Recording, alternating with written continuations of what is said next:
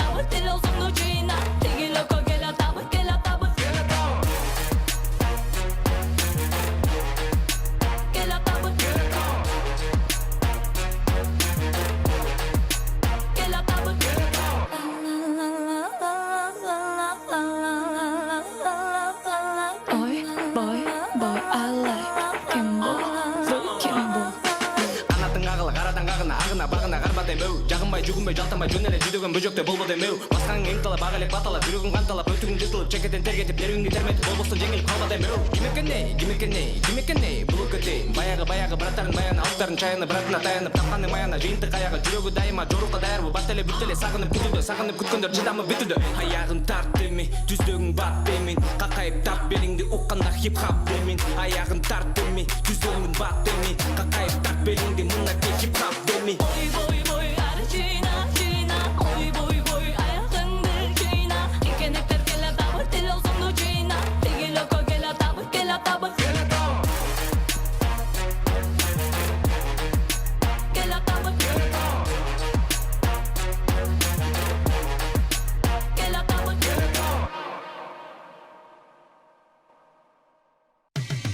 Кечтин кезекчиси Урмат Борченов.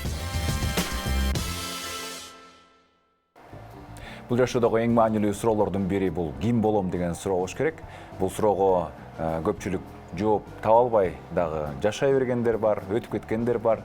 Албетте бул суроону тууралуу өтө маанилүү болуш керек деп ойлойбуз. Ошол кесип тандоо боюнча деги эле билим берүү жана өнүгүү борбору бул СИКОМ ийгиликтүү долбоорлордун бири. Дал ушул СИКОМ билим берүү өнүгүү борборунун директору бүгүн бизде мейманда Таалайбек Бекмырзаев. Кош келипсиз. Кош болдук. Абдан кубанычтабыз бүгүн сиздер менен чогуу ошол билим берүү тармагында жана жалпы эле кесип тандоо адистик боюнча кеп кылып атабыз. Сиздер дагы биздин маегибизге кошулсаңыз болот, урматтуу көрөрман. Ал үчүн 0708 996 996 номуруна WhatsApp же Telegram аркылуу эшик кагып келиңиздер. Жана барыңыздарды тосуп алабыз, жана суроолорду ошол эле маалда биздин конокторубузга узатабыз. Азыркы учурда мен башында эле маанилүү суроо деп айтып өттүм. Чындап келгенде ошол ким болом деген суроого биздин көбүнчө мектеп бүтүрүүчүлөрү даяр эмес болуп чыгат да. себептен кайсы кесип тандайсың дегенде көп учурда ата энеси чечип коет, же болбосо туугандар чечип коет, же болбосо кайсы тармак кирешелүү болсо адам ошока кетет дагы, анан кандайдыр бир деңгээлде көңүлү калуу болот. Негизи бул нерсени кантип алдын алса болот, анан кийин бул тармакта сиздин бул маселени чечүүдө сиздер кандай жолдорду сунуштайсыздар? Бул көйгөй чында коомубуздун өнүгүшүнө таасирин тийгизген көйгөй деп эсептейм. Себеби жаштарыбыз келечектин ээси деп айтабыз, бирок жаштарыбыз келечектин ээси болуш үчүн бир кесиптин ээси болуш керек. Ал кесип сүйгөн кесип болуш керек. Ал кесип менен нан таап жеп отуруп эле ошол учурда өлкөсүнө да кызмат кыла турган болуш керек. Инсандардын жакшы жашоосуна шарт түзүш керек. Кайсы чөйрөдө болсун ошол кесипти аркалап булар өмүрүн берекелүү жана өрнөктүү өткөрүш керек да. Бирок ошол учурда биз Секом билим берүү мекемеси Кыргызстанда 7 областта жана 3 райондо атайын филиалдарыбыз менен иштеп атабыз. Ал жердеги директорлорубуз болсун, тарбия завучтары болсун, мугалимдер болсун, баардыгынын ойлогон көйгөйгө бир жооп табайлы деген иш аракеттер менен окуучуларга ар кандай семинарлар менен, жолугушуулар менен, курстун учурунда, же болбосо мектептерге чыгып, бул жагдайда окуучуларыбызга, бүтүрүүчүлөрүбүзгө жардам берели деген ойдобуз. Негизинен жылына Секом билим берүү мекемелерине Кыргызстан боюнча 20 миңден ашык окуучу келип катталып сабак алышат.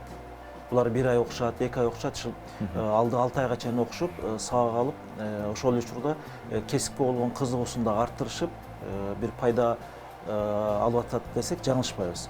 Негизинен билим берүү мекемесинде же болбосо билим берүү министрлигинде жалпы эле кыргыз элибиз үчүн маанилүү нерсе балдарыбыздын келечекке даярдалышы. Ошол учурда деп атпайсызбы, балдар туура эмес тандап алып, өмүрлөрүнө деле доо кетирген учур болот. Айтайын деген 3 жыл окуйт дагы, же болбосо 5 жыл окуп туруп деле дипломду алгандан окуй, мен бул кесипти аркалай албайт экенмин, башка бирөөнү дагы көрөйүнчү деп кайрадан жаңыдан окуган кишилердин же болбосо башка ишти жасап кеткендердин саны арбын эле. Бир учурда ушундай учурда болгон. 100 педагогикалык факультеттерде окуган балдарга семинарга барганыбызда канчаңар мугалим болуп ойсуңар дегенде 40 киши көтөргөн. Бул биз үчүн коркунуч. Эми бул 40 киши мен мугалим болбойм деп окуп атат. Демек ал окуусуна майнап чыкпайт, кызыгып окубайт, издеп окубайт, изилдеп окубайт.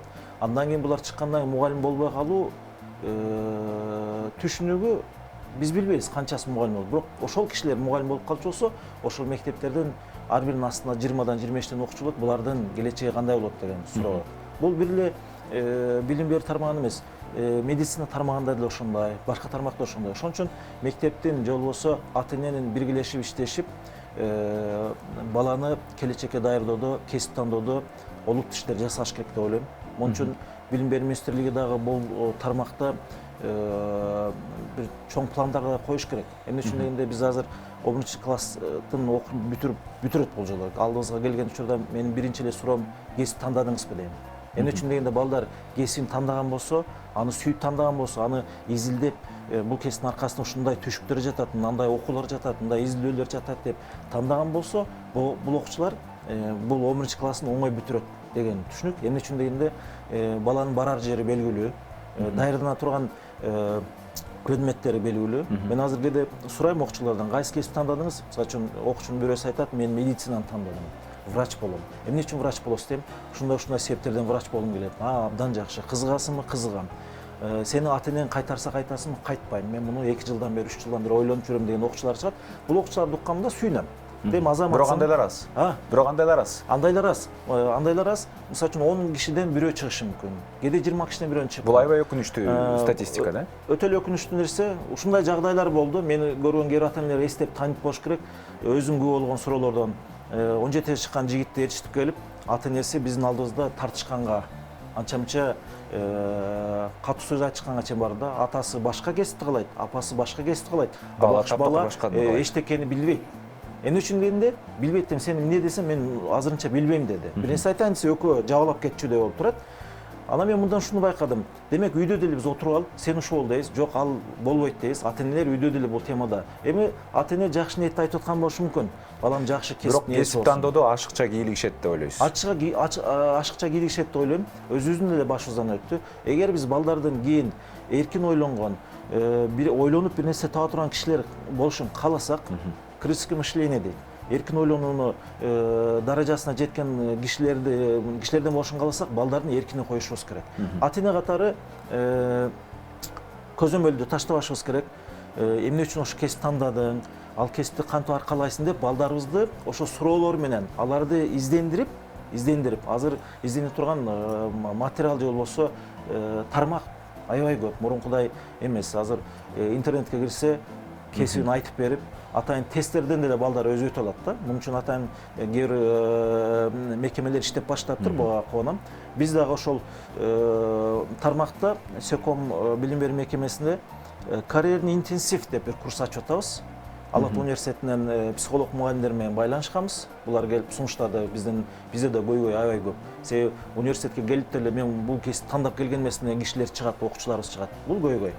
Эми айтайын дегеним, мектептерибиздин баардыгы Кыргызстанда айыл же болбосо район, шаар дебестен бирдиктүү бир иш алып барсак, алыска кеткен жол айылдан башталат дегенде биздин айыл жергелеринде дагы таланттуу балдарыбыз аябай көп. Бизди байланышта турган санариптик бир доор келип жетти. Муну колдонушубуз керек. Болгону биздин алдыдагы ал балдарга жакшы келечек тартуулай турган же болбосо ошол милдетти алып жүргөн билим берүү жетекчилери, мугалимдер, билим берүү министрлиги бул жагдайда көбүрөөк жолугушуп, көбүрөөк чогуу туруп бир иш планын иштеп чыгышыбыз керек. Мен бул теле берүүдөн, бул программадан пайдаланып ушуну айтмакмын. Мени ким уктурган болсо, эгерде туура эмес айтып аткан болсом, баардык Кыргызстан боюнча коллегаларымдан, ага эжекелеримден кечирим сурайм. Ата-энелерден кечирим сурайм. Туура эмес түшүнүп калган болушса алар. Бирок менимче Кыргызстандын келечеги үчүн, тарыхын коргоп калыш үчүн, жерин коргоп калыш үчүн билим берүүдөн алдыда эч нерсе жок. Бизге да экономика дейбиз, айлык дейбиз, тышкы саясат, ички саясат дейбиз. Менимче баардык саясаттын астында билим берүү саясаты болуш керек деген сөздү айтмакмын да. Талай мырза, биз профориентация деп атабыз. Ошол профориентацияда баардык тараптан кемчиликтер бар деп атабыз. Ата-энелер ошол эле, мугалимдер, анан кийин жалпы эле система да өтө чоң мүчүлүштүктөр бар депчи. Мына ошол мүчүлүштүктөрдүн анан кийин эсебинен адам бүтүрүүчү туманды. Эмне кылам, каяка тапшырам, кайсы факультет, паника адамда башталат. Анан кийин ошол нерсе болбош үчүн сиз кандай кеңештерди бересиз? Биз биринчиден ата-энелерге кеңешим болмок. Бул кеңеш баласын бир аз уксун, маңдайын отурсун. Чоңоюп калдың, биздин мындан кийинки күзгүбүз сенсиң, келечегибиз сенсиң. Сени бир эле биз эмес, аркада бөбөктөрүң же болбосо тууган уктар күтүп турат. Сен кесибиңди танда деш керек. Кел бирге тандайлыдан да аркада туруш керек. Сен танда, биз колубуздан келишинче сага моралдык, материалдык колдоо көргөзөлү. Бала, мен сени кесип тандасаң барып, мен барып окуп бере албайм. Же болбосо кийин иштеп атсаң жанында тура албайм. Аны сүйүп, ал ошол кесиптин аркасынан ала турган билимиң сенин инструментиң деген түшүнүктү айтып, бир аз да баласына ойлонууга, милдет алууга түртүш керек да. Жоопкерчилик алуу. Анан биз азыр балага сен юрист болосуң деп козда бүткөндөн ата мен юрист болдум, мынакей адвокат боло алам, же болбосо сот боло алам десе, анан ошол ата-эне байкуш дагы деле сакалыбызды сүйрөп алып, көрүнгөн ишти каккылап, мени баламды жумушка алып кой деп жүрөбүз. Бул ошол эле биздин баягы кендирибизди кескен коррупциядан чыга албагыбызга ушул да себеп болот. Менимче бир бала жана сер айтып кеткендей жашоодо бактылуу болуш үчүн эки чоң нерсе бар. Бир жакшы жубайың болуш керек, же болбосо жан жолдошуң болуш керек. Экинчиси аркалай турган кесиң болуш керек дегендей, бул кесипти адам тандагандай эле тандаш керек. Мен бул кесип менен төпкө эленминби? Же болбосо бул кесип мага кийин мени өмүр бою бактылуу кылабы? Мен бул кесип аркылуу башкаларга пайдалуу боло алам деген түшүнүктү ойлонуш керек. Азыр кээде балдар дейт да, ким болосуң десе, мен юрист болом. Эмне үчүн юрист болосуң дегенде ошол жерде токтойт. Нар жагына өтө албайт. Демек, бул жаатта мектеп эмне кылыш керек? 10 класстарга көбүрөөк убакыт бөлүп, ошол кесиптин ээлерин бир эмес, бир канча ээлерин чакырып, улам-улам бөлүп алып керек болсо. Бул жаатта Сапат билим берүү мекемеси жакшы иш алып барып баштаптыр, мен угуп кубанычта болдум. Ошон үчүн менин кеңешим биринчи ата-энелерге, экинчи кеңешим мугалимдерге болмок. 11 класстарыбыздын бүтүрүүчүлөрдүн жада калса 10-9 класстарга чейин түшүп, келечек силердики, кесипти өзүңөр тандагыла. Адамдын сүйгөн кесиби болбосо, ал аны аркалай албайт дешибиз керек. Экинчи бир маанилүү нерсе, ар бир кесип ардактуу экендигин баса белгилешибиз керек. Ошол эле учурда жигитке 70 өнөр азык кылат деген бул улуу сөздөрдүн аркасында туруп, балдарыбызды өздөрү изденип, өздөрү тандаганга жол беришибиз керек. Анан эми, мисалы үчүн, кээде мындай болот да, кээде азыр ушул учурда ушундай бир мындай өткөл мезгилдебиз. Кээде мектептин мугалимдер биз деле балдарга туура кеңеш бере албай калышыбыз мүмкүн. Эмне үчүн дегенде, илим технология аябай өстү. Мисалы үчүн айтишник боло турган баланы биз белгилүү даражада алдыга тартып жете эле албашыбыз керек. Жете эле албайбыз да. Ошон үчүн ар бир кесиптин өзүнүн ээлери бар. Менимче мен отуруп эле балдар силер айтын тандагыла дей берсе, мен аңгы стилчимин. Аларга айты жөнүндө айтып бере албашым мүмкүн, информацион технология боюнча айтып бере албашым мүмкүн. Эмне кылыш керек? Жакшы бир программист баланы чакырыш керек. Ал келип алар көзүн бизден 10 эсе жакшы ачат деп ойлойм. Бир медицинага бара турган улан кыздарыбыздын астына жакшы бир врачты, көрүнүктүү же болбосо жаңы бүтүргөн деле врачты чакырып келсек, медицина деген эмне деген тиякта машакаттар, кыйынчылыктар, түшүктөр турат. Бул балдарыбыз медакадемиянын же болбосо башка бир медициналык окуу жайынын астанасына аттабай туруп, эмнелерди түшүнүп барыш керек, ойлонуп барыш керек. Ал жака бош барбаш керек, бир коржун көтөрүп барыш керек, толтуруп келем дегенде. Биздин окуучуларыбыз кесип тандай албагандан кийин, алар эмне аларын билбегенден кийин, кызыкпагандан кийин бир ата-энесин карайт, эки сыртты карайт, ким байып атат, кимдин акчасы жакшы, ким кайсы ишти жакшы кылып атат дейт. Бирок ар бир кесип ардактуу деген темадан качып кетип атышат да. Анан кесип буларды өмүр бою сүйрөйт, өмүр бою буларга нан таап берет, өмүр бою башка бирөөлөрдүн жакшы жашоосуна шарт түзөт деп айткан темалардан алыс болуп атабыз да. Анан мектепте тилекке каршы 11 класстар азыр менимче 35 саат менен окушат. Жумалык жүктөм 35 саат. Бул эмне деген сөз? Күнүнө 6 саат, 7 сааттан сабак даярдаш керек деген сөз. Үй тапшырмалары бар. Үй тапшырмалары бар, жатташ керек, кошумча өнүгүш керек деген түшүнүктөр бар. Анча-мынча курстарга барыш керек деген түшүнүктөр бар. Өнүгөн дейт балдар. Бирок 35 саатты да аткарбаса мугалимге сыйсыздык болот. Анан эртең аркасында мамлекеттик сынак деген турат. Бирок кесип тандаганда биздин балдарды ошол университетке, ошол кесипке алып бара турган жолу, ошол даңгыр жолдун башына отурган 2 же 3, ашып барса 4 предмет маанилүү болуп чыгат. Бул темада дагы менимче Билим берүү министрлиги. Анда сиздин оюңуз боюнча кайсы предметтер ашыкча? Мен азыр ошол жана кечирим сурагандай эле кечирим сурап туруп айтайын. Сиздин өзүңүздүн тажрыйбаңызга таянып туруп. Менимче мен деле мектептен келгенмин. 20 жылда мектепте иштедик. 9-класстан кийин 10-11лерде 10-11 класста балдар бойго жетип, талпынып учуп, элге аралашып, жашайм, акча табам, бир кесипти аркалайм деп турмуш курам деп турган учурда менимче 10-11 класста булардын жумалык жүктөмүн кескин кыскартыш керек.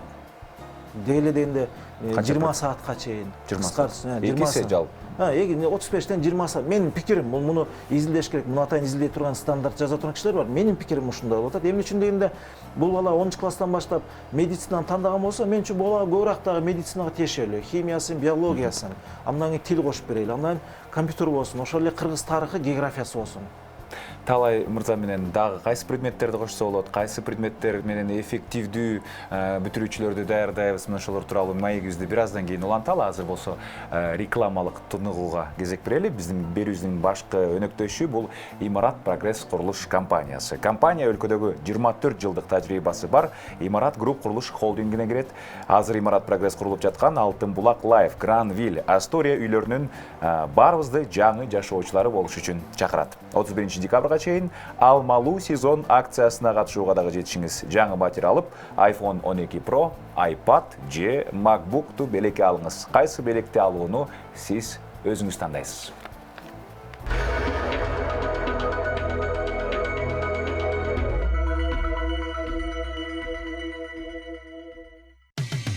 Кечтин кезекчиси Урмат Борченов.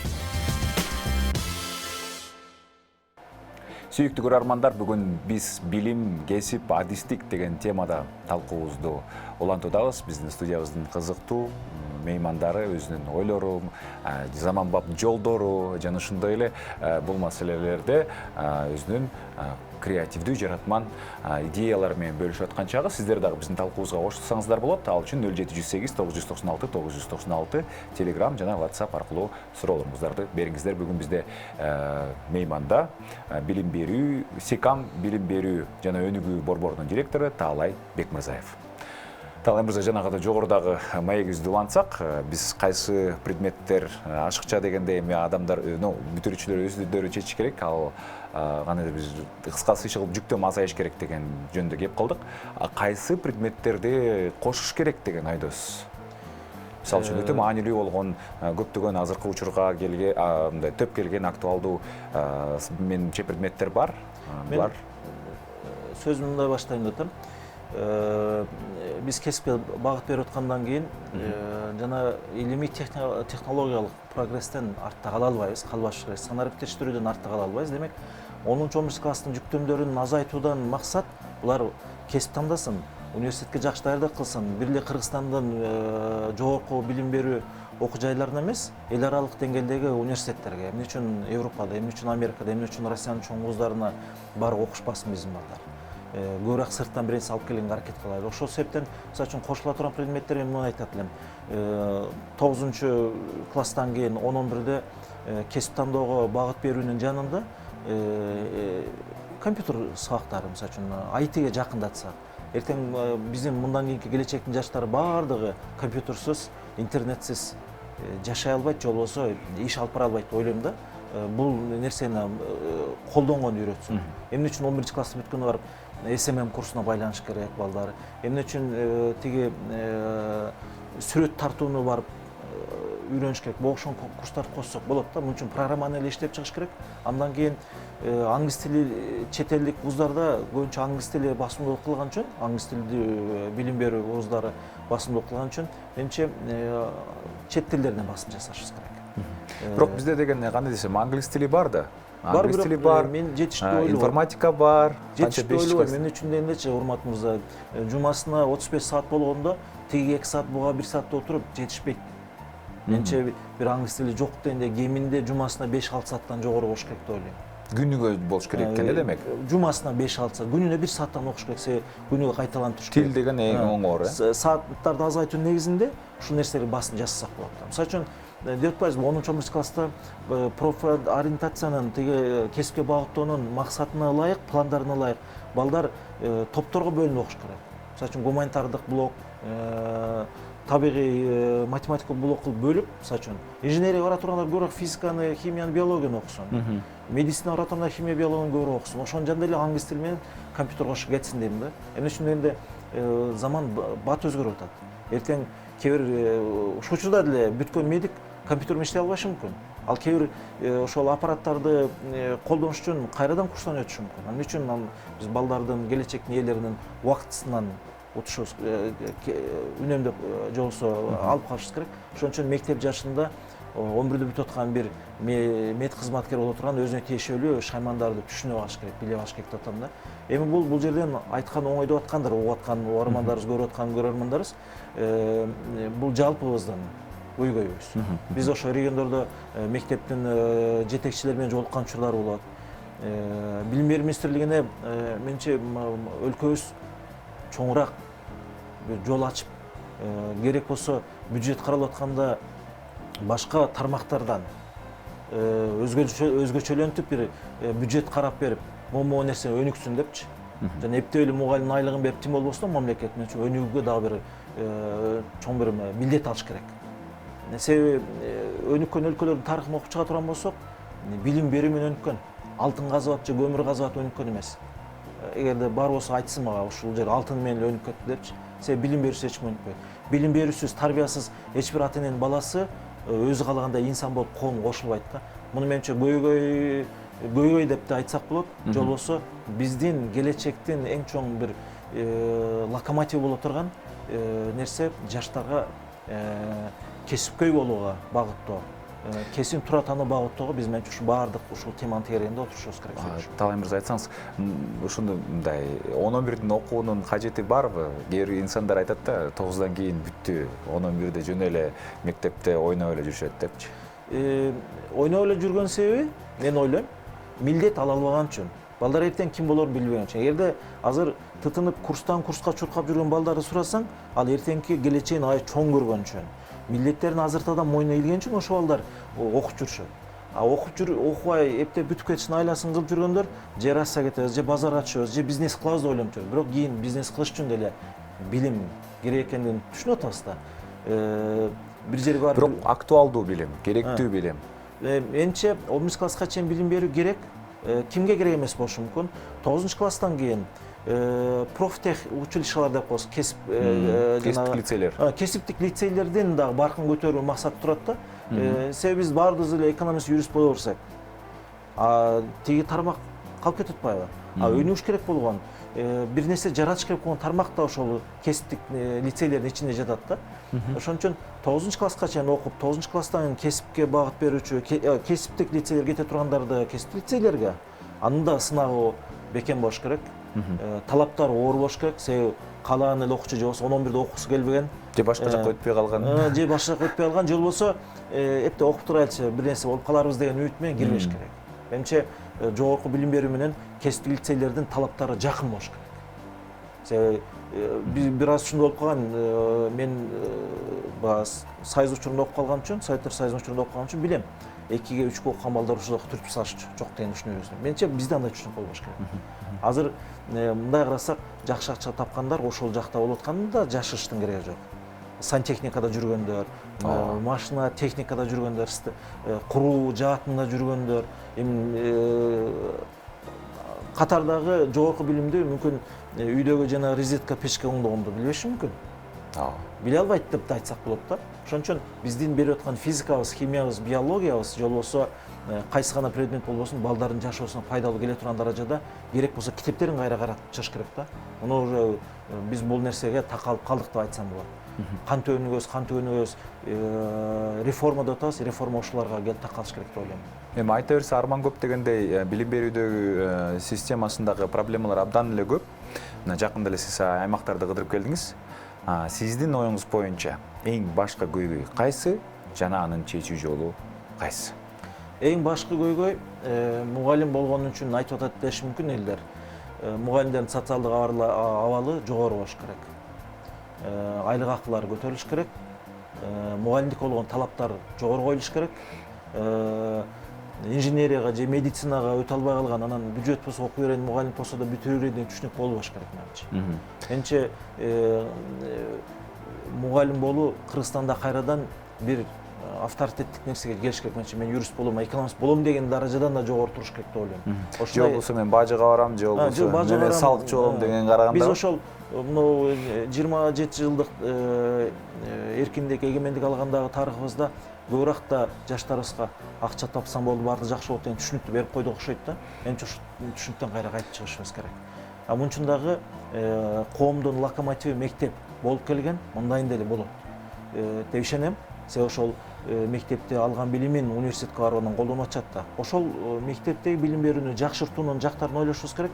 Көйгөй катары дагы келечекке бир план катарында муну карашыбыз керек. Бул жакта билим берүү министрлиги иштеп баштады десем жаңылышпайм. Ал улуттуу пландар, ниеттерин агайыбыз угуп атабыз. Биз толугу менен колдоодобуз. Анан экинчи нерсе ошол көп деле кыйынчылык болбойт болуш керек. Эми китеп жазуу, планды толук өзгөртүү кыйынчылыкка турган менен биз мисалы үчүн балдарга кесип берүү, мындай нерселерди жасай алсак болот да. Анан ошол учурда жеке менчик мектептер бар Кыргызстанда.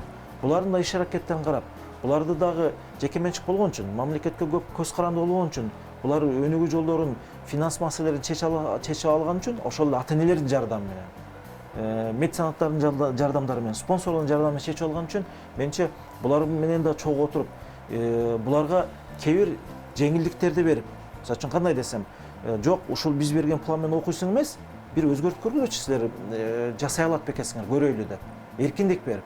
Мен ойлойм, жеке менчик мектептер бизде ошол мамлекеттик мектептердин деңгээлинде эле эмне аткарып атышат, милдет аткарып атышат. Бирок мисалы үчүн ойлорун, пикирлерин сурасак, жеңилдик берүүгө алар эле суранат. Биз мисалы үчүн бизге мындай орусча айтканда добро дейт го. Бизге эркиндик берсеңер, биз могу сабактарды окутпай, могул жагын көтөргөнгө көзүбүз жетет деген мектептер чыгат. Мен дагы жеке менчик мектептерде иштеп келдим. Бул маселени ошол учурдан эле көйгөй катары кабыл алып келгенбиз. Таалай мырза, сизге чексиз ыраазычылык, чоң рахматыбызды айтабыз. Ишиңиздерге ийгилик болсун. Бизди мейманда Секком билим берүү жана өнүгүү борборунун директору Таалай Бекмырзаев болду. Азыр болсо сиздердин көңүлүңүздөрдү биз чакан сюжетке бургубуз келип турат. Адам өзүн укпай коомдо жоголуп калса, психологиялык кризиске кабылат экен. Азыр кийинки видеодо кененирээк ушул тууралуу биле алабыз.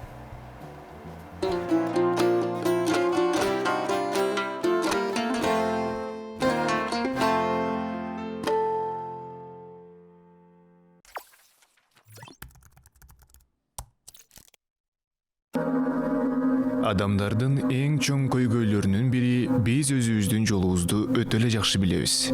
Биз тышкы дүйнөнүн талаптарына баш ийген адистербиз. Бизден күтүлгөн нерсени жасайбыз.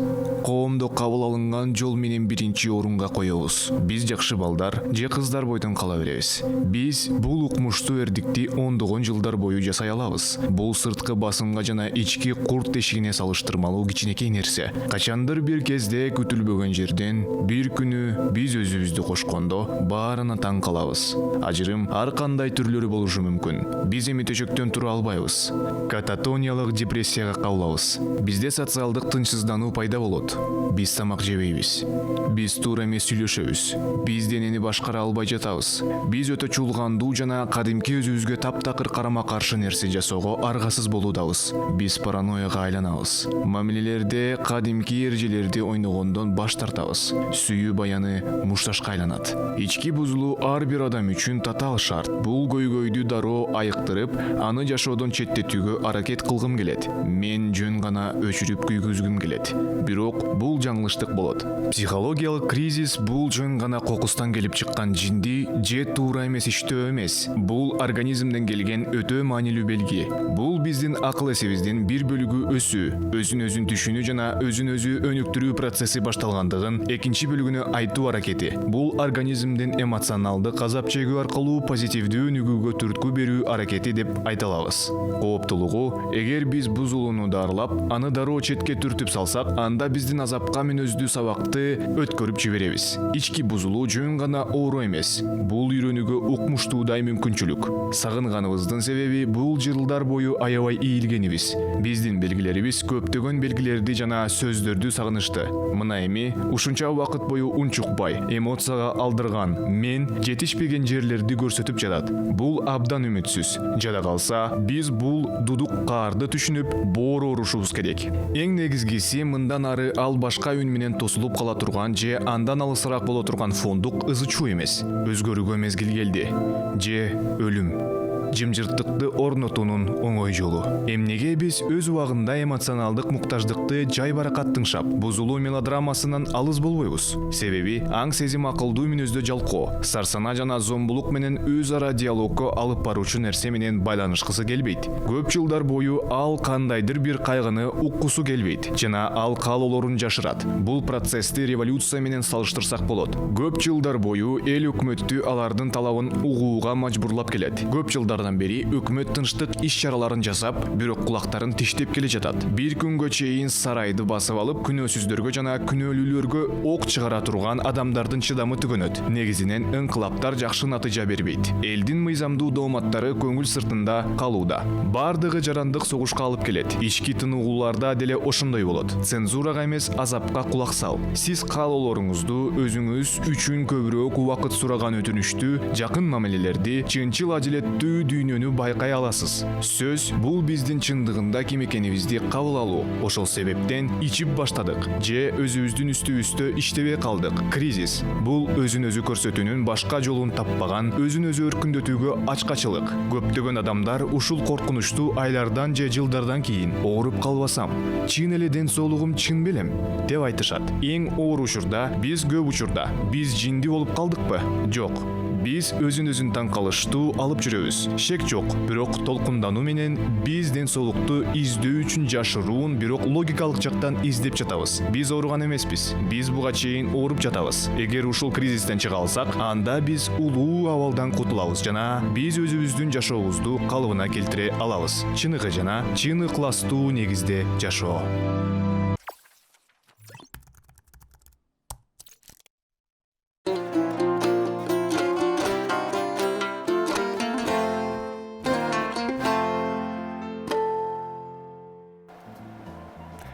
азыркы учурда эң кирешелүү, эң айлык майнасы бийик болгон тармак бул IT тармак деп айтылып келет. Бүгүн бизде мейманда 50 000 программист деген долбоордун жетекчилери жана ошондой эле координатору отурат. Мына 50 000 программист долбоорунун жетекчиси Айзада Жумалиева жана ошондой эле 50 000 программист долбоорунун координатору Гүлзада Каримова. Бүгүнкү студиябызга кош келипсиздер. Айымдар дал ушундай долбоорду жүргүзүп атканына мен чексиз кубанычтамын, чексиз сыймыктанам. Анан кийин суроо эң эле алгач бүгүн эмне жөнүндө кеп кылып атабыз? Биздин маекедагы урматтуу биздин көрөрмандарыбыз катышсаңыздар болот. 0708 996 996 бул веб WhatsApp жана ошондой эле Telegram номерубуз. Маекке кошулсаңыздар болот. 50 000 программист деп калдык. 50 000 программист. Эмне үчүн 50 000 программист? Эмне болгон долбоор? Биздин көрөрмандарга тааныштырып өтсөңүздөр. Саламатсыңар урмат, саламатсыңарбы урматтуу телекөрүүчүлөр. 50 000 программист долбоору 50 000 программист бир үй бүлө бир программист деп аталат. Эгер толугураак айтсак. Толугураак айтсак. Бир үй бүлө бир программист. Эмне үчүн ушундай аталат айтып кетейин. Негизи Кыргызстанда IT компанияларынын ассоциациясы бар да. Орусча аббревиатурасы Карпоо деп аталат. Ошо бир үй бүлө бир программист деген ошо Карпоонун бирден бир миссиясы бар болчу, азыр деле бар. Ошо Кыргызстанда жашап бүткүл дүйнө менен иште, анан бир үй бүлө бир программист деген эки миссиясы бар болчу. Андан кийин ошо жыл башында пандемия башталган соң бүткүл дүйнө онлайн форматына өттү. Анан Кыргызстанда четте калган жок. Анан ошол учурда онлайн профессиялар аябай актуалдуу болуп баштады. Көп жарандарыбыз жумушсуз калды. Анан ошо жаздан баштап Карпоо тарабынан ушул долбоор иштелип башталды да. Анан долбоордун атын ойлоп атканда биз ушул 2020-2021 жылга 1000 кишини окутуп чыгалы деген максатыбыз бар болчу. Анан 1000 программист деп атайлы деп ойлодук. Анан көп ойлонуп көрсөк, ушу бир жыл менен чектелбей, дагы бир андан ары улантып, бир узак мөөнөттүк бир максат коелу дедик. Анан ошо 2020-2030 жылдарына биз ушу 50 000 программист чыгаралы деп ойлоп, анан долбоорду да ушинтип атап койдук. Ошо менен токтолбой, аябай жакшы, көп мөөнөттүү бир жакшы долбоор болсун деп ушинтип атап койдук. Сиздердин долбооруңуздарда окуучулар кимдер? Анан кийин алар эмнени үйрөнүп чыгышат?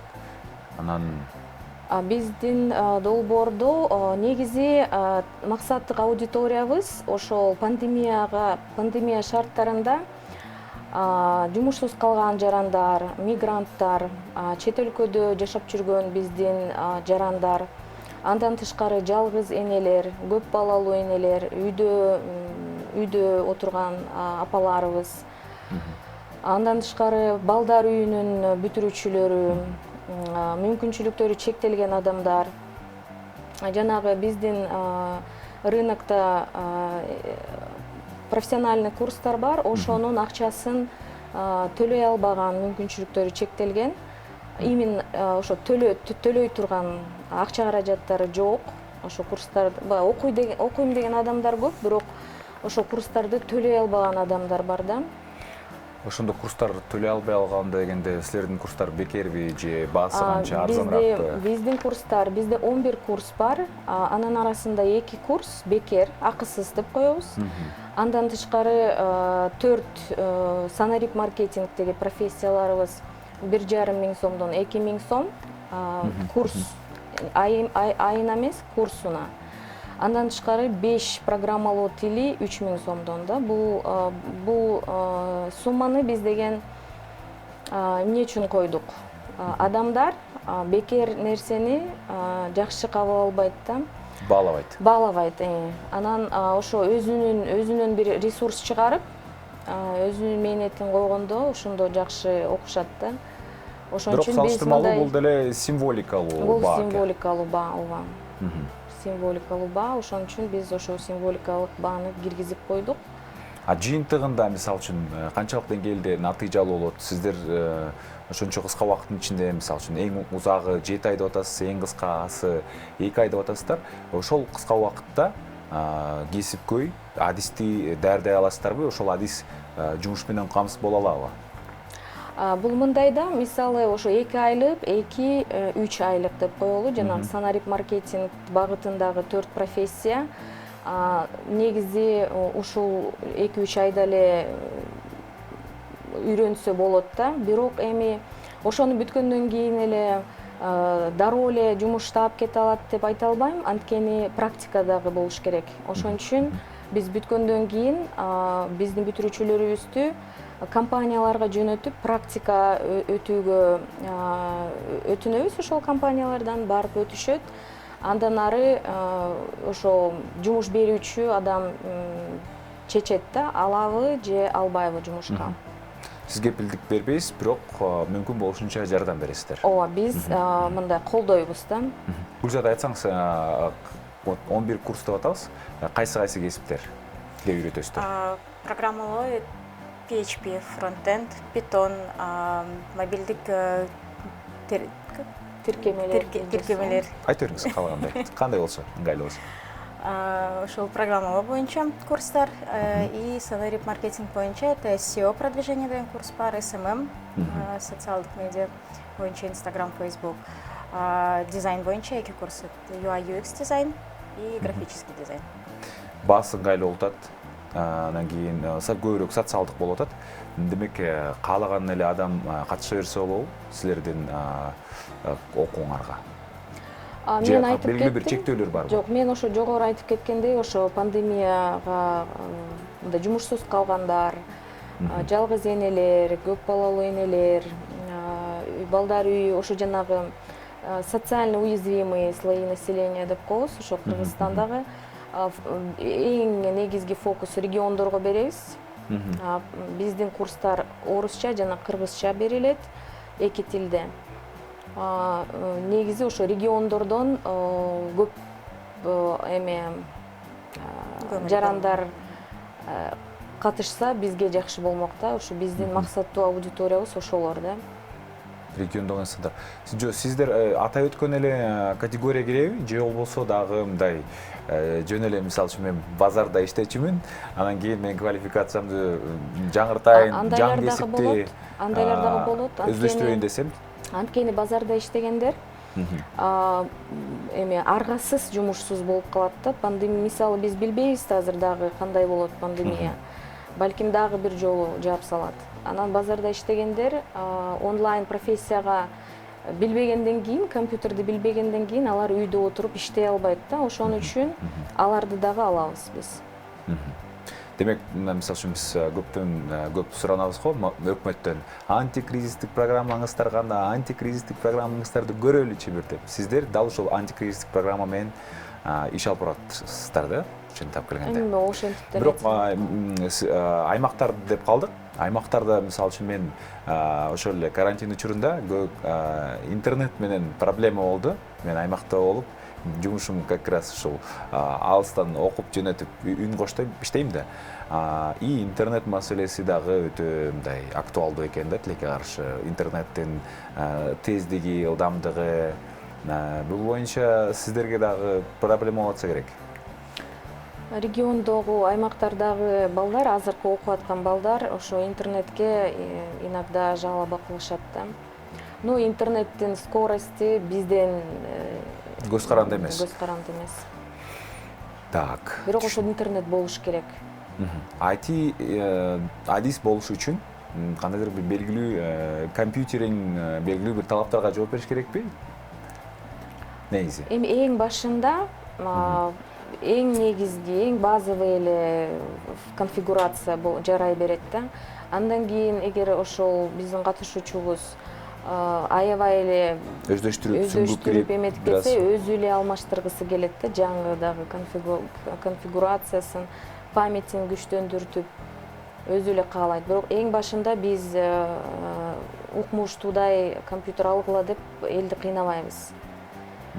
Биздин максат ошо кызыктырууда, ошо болгон компьютер менен келип эле окуу, андан кийин өздөрү чечишет. Бирок биздин долбоордун ичинде дагы компьютер алып бере турган ноутбук деп коелу, ноутбук алып бере турган дагы бюджетте каражаттар бар да.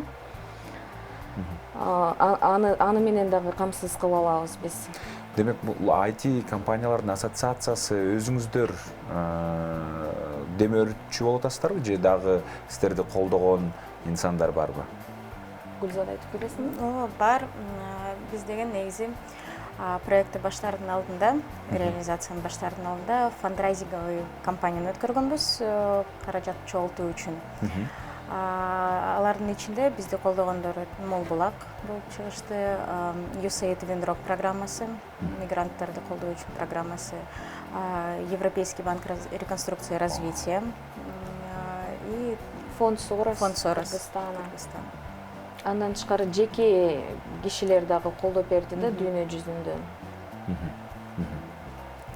Жакшы. Ошо каражат топтоо кампаниясынын аягында ошо июлда баштаганбыз, сентябрда бүттүк. Эми бүттүк деп айта албайбыз, анткени биз дагы улан процессте. Да. Ошо 3 айдын ичинде биз 100 миңден ашык евро топтодук. Алгачкы бүтүрүүчүлөр барбы? Же качан? Жок, биз жаңы 1 октябрда баштадык. 1 октябрь, ноябрь. Жакында болот экен да? Жакында буюрса Санарип маркетинг профессиялары бүтүрүшөт. Программалоо жаңы башталат. Анткени программалоо тилдерин тандаган катышуучуларды биз эң негизги программалоонун негиздери деген курска баарын эметтик. Андан кийин группаларга бөлө баштайбыз да, багыттаргачы. Бунун себеби программалоого кирип алышат, тилди тандап кирип алышат, анан билбейт, аягына чейин чыгарбайт окууну, таштап салышат. Ой, бул меники эмес экен, же болбосо мен башка тилди тандамакмын дегендей болбош үчүн ошо программалоонун негиздерин өтүп алышып, анан кийин туура чечим кабыл алгандай болсун деп ошо азыр ошону окуп атышат да. Бизде ошо акысыз 2 курс бар. Биринчиси программалоонун негиздери, экинчиси компьютердик сабаттуулук. Биздин көрөрмандарга айтып өтсөңүздөр, мисалы үчүн биз көп IT дейбиз да. IT адис мисалга кантип жумуш менен камсыз болот, анан кийин эмне жумуштарды аткарат? Мындай жөнөкөй жалпак тил менен айтып берсеңиздер. Бул IT деген программалоо азыркы учурда актуалдуу, анан кийин баардыгы жумуш менен камсыз болот деп атпайсызбы? Эмне үчүн бул тармак аябай чоң суроо талап менен эмгек рыногунда мындай өзгөчө суроо талап менен колдонот? Негизи мындай санариптик трансформация деп угуп жүрөбүз биз. Анан жашоо өзгөрүп атпайбы? Азыр бүт, даже биз мамлекет цифровизация болду, Анан кийин азыркы эмгек рыногунда ушул IT специалисттерге чоң талап бар. Бир четинен көп жумушсуз адамдар бар да, анан ортодогу боштукту толтурушубуз керек да биз. Анан кийин элдер ойлойт, IT деп аябай оор бул. Мен аны жасай албайм деп ойлошот. Бирок негизинде IT деген аябай чоң сфера. Бул деген ойлошот, мынтип компьютерде кечке код жазып отурушат деп. IT на самом деле аябай эле чоң сфера. Любой адам өзүн табат ал жердечи. Просто башташ керек. Мен болсо өзүм 36 жашымда программированияга киргем. Ошо программер айымдар деген проект болгон. Ошол жерден фронтенд разработканы 9 айдын ичинде окуп бүттүм. 6 ай ичинде стажировка өттүм IT компаниясында. Андан кийин ошол проектке кирдим да. Демек, ошон үчүн ойлой беришет, айымдар дагы IT-ге барбайт. IT-де только эркектер деп ойлошот. Ачкичен эркек кишилер деп ойлошот, бирок IT айымдарга дагы ылайык, аймактарда жашаган адамдарга да ылайык. Ошо коркпой эле башташ керек да, эң негизгиси. IT специалисттин айлыгы тууралуу кеп кылсак, мен ошол жанагы азыр көп угам IT адистер Кыргызстандагы орточо айлыкка караганда көп эсе көбүрөөк алат депчи. Ал туура. Негизи эле дүйнөдөгү эң бай компаниялардын названияларын көрсөңөр, топ 10 компаниянын арасында 8 компания IT сферасында компаниялар болот да. Эмне үчүн ошо бай компаниялар ошо анын өздөрүнүн сотрудник кызматкерлерин дагы жакшы карап, ошо жакшы төлөп беришет да. Анан эми бул деген кишинин өзүнүн дагы көз каранды да, өзүнүн спецификациясы, кандай квалификациясы төмөн болсо, алган акчасы да төмөн болот, жогору болсо, акчасы жогору болот. Анан бирок күндөн күнгө практика кыла берсе, квалификациясы да өсөт, зарплатасы да өсөт. Биз IT-де эме бар да, жана junior, senior, middle деген эмелер бар, ошо рейтингтер өсүп эле алган акчалары дагы чоңое берет. Азыр мындай көп видеороликтерди көрсөк, Ирландия, Беларусь, анан кийин Калифорния, Кремниевая долина. Бул IT Мекка деп эсептелинет экен да. Анан кийин сиздердин дагы проектиңиздер мындай өтө амбициялуу, өтө мындай келечекке багытталган мындай өзгөчө долбоор болот атпайбы? Кыргызстанды IT Меккеге айландыруу бул реалдуубу? Биздин оюбузча реалдуу. Анткени 12 жыл мурун Азиз Абакиров ошо Кыргыз ассоциациясын эң ошо баштаган.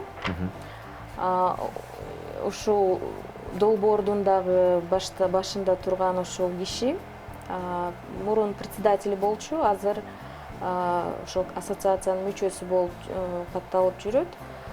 Ошол адам негизи көп мотивация берген. Ошол адамдын ишеничи боюнча биз дагы иштеп атабыз. Биз абдан ишенебиз ошого. Анткени Азиз айтып кетет, Кыргызстанда океан жок. Ошо Кыргызстанда ошо человеческий ресурс бар, анан IT бар.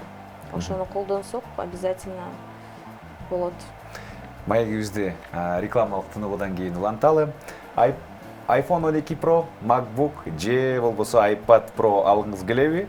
Анда 31 декабрга чейин алмалуу сезон деген акцияга катышыңыз жана Имарат Прогресс курулуш компаниясынан батир сатып алыңыз. Компания өлкөдөгү 24 жылдык тажрыйбасы бар Имарат Group курулуш холдингине кирет. Азыр Имарат Прогресс курулуп жаткан Алтын Булак Life, Гранвилл, Астория үйлөрүнөн баарыбызды жаңы жашоочулары болуу үчүн чакырат.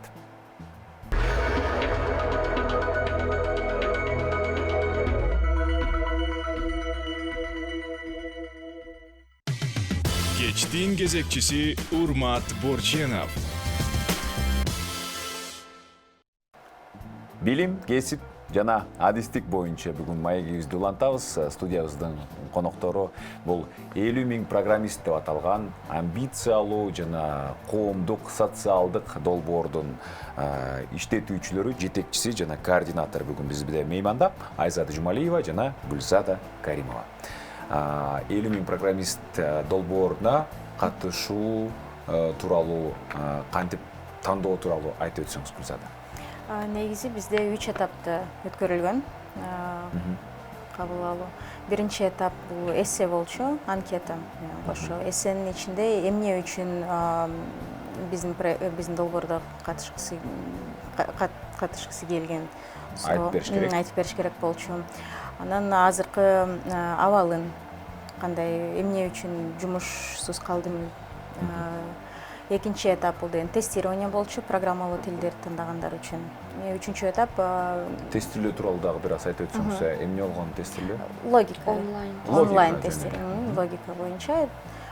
Санарип маркетинг курстары тандагандар үчүн тестирование өткөрүлгөн эмес. Жалаң гана программалуу курстарды тандагандар үчүн эле. И үчүнчү этап бул деген собеседование болгон, интервью. Кээ бир эле катышуучуларга.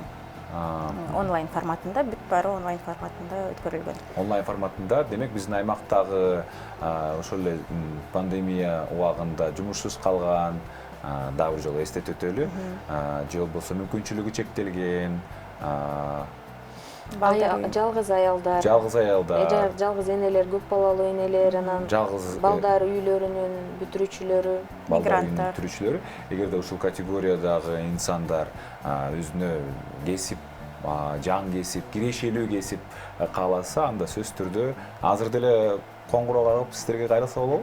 азыр деле болот ооба. Ал үчүн кайсы жака кантип кайрылыш керек? Бизде сайт бар, programmer.kg. Programmer.kg. Ошол жакта Бардык контактылар маалыматтар бар. бар. Андан Телефондор бар. тышкары социалдык тармакта баракчабыз бар. 50K Programmers деген эметсе эле чыгат. Социалдык тармактарда Instagram, Facebook, Instagram, Instagram, 50K Twitter. Programmers. 50K Programmers. Мен ушундай катышат элем, кантип байланышса болот, жана анан кийин 3 этаптан. Демек, бул эссе, анкета менен эссе, Анкета толтурат. анкета толтурат ошо. анкета толтурат, эссе, андан тышкары бул Тестирлөө. тестирлөө, логика боюнча эч кандай IT билимдин кереги жок ал жерге. Болгону логика.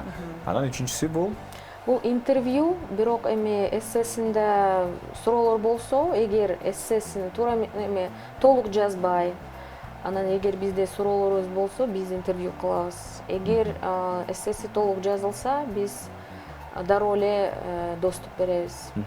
демек биринчи этап аябай жакшы аткарылган болсо, үчүнчү этап жок болот экен да. Баш оору азыраак болот экен да.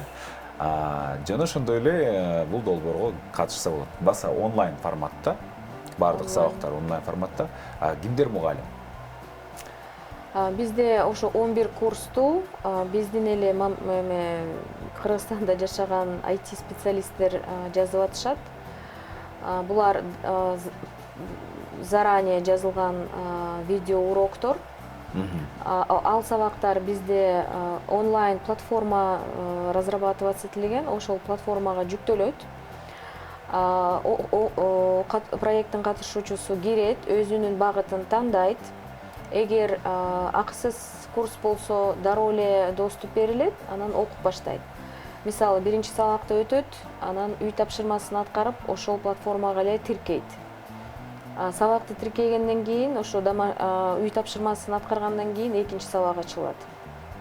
Жумасына 2, кээбирде 3 сабак өтүлөт. Андан тышкары бир жумада бир мугалими менен коуч деп коебуз, ментор. Ошо менен коуч сессия өтүлөт. Биз ссылка жөнөтөбүз, платформада Teams у нас. Teams'ке ссылка беребиз.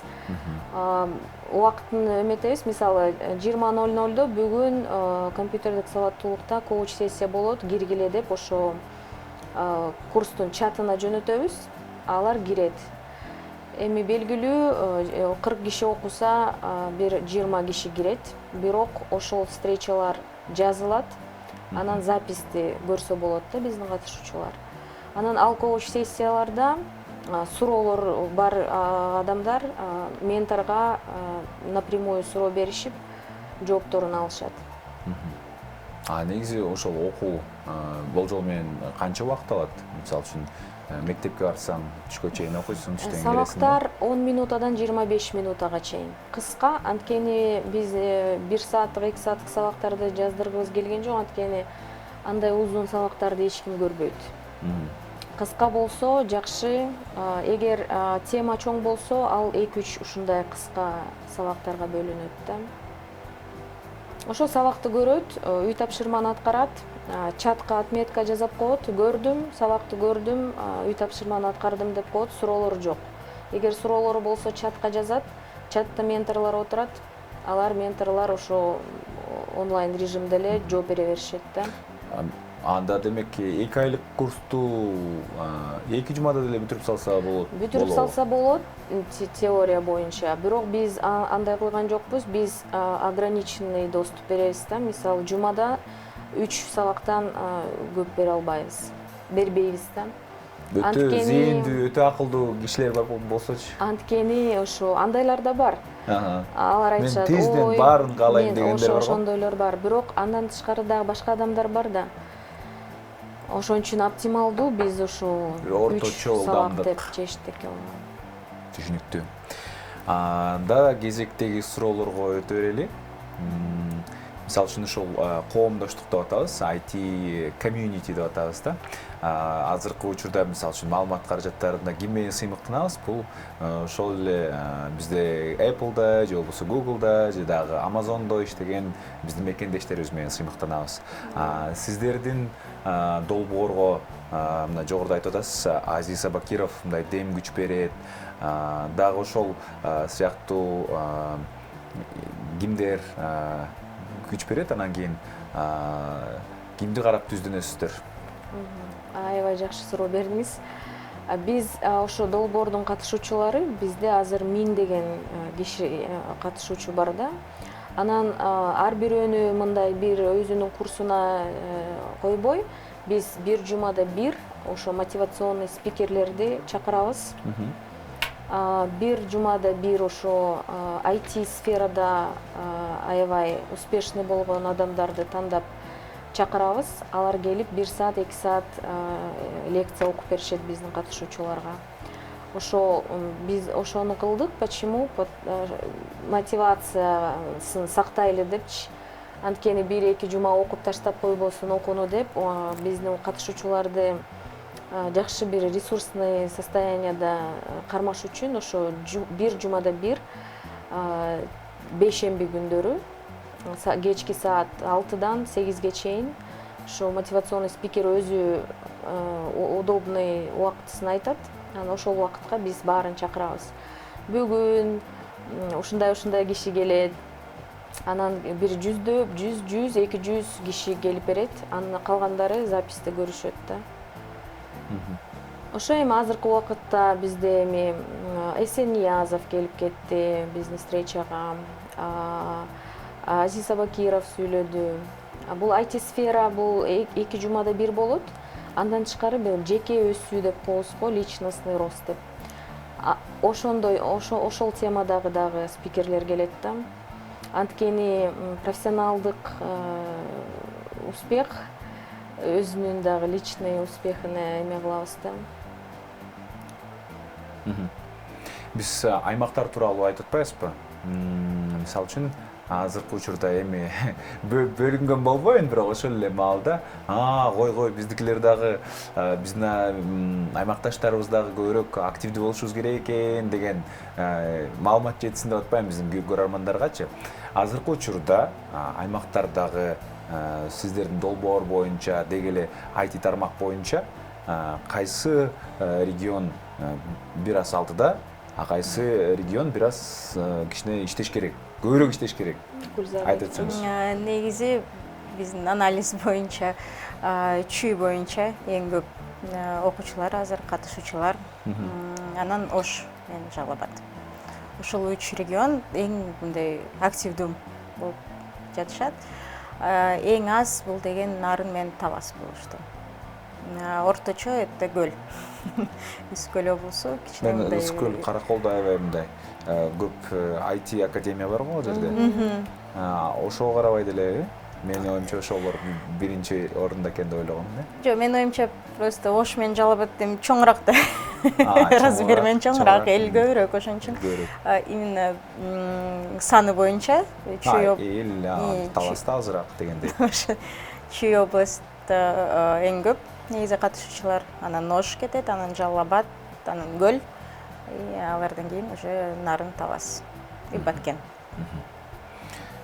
Жумуш менен камсыздоо боюнча дагы айтып өтсөңүздөр, сиздер кепилдик бербейсиздер, бирок ошол эле маалда колдоо көрсөтөсүздөр, алардын резюмелерин иши ортодо көпүрө болот экенсиздер да. Сиздердин азыр мындай партнерлор, өнөктөштөрдүн арасында канча компания бар? Чындап аларда муктаждык барбы?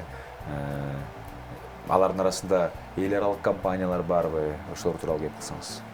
Эми эң башында биз ошо 1000 адис чыгарабыз дегенде, 500 бүтүрүүчүлөрдү жумуш менен камсыз кылганга аракет кылабыз деген максат койгонбуз.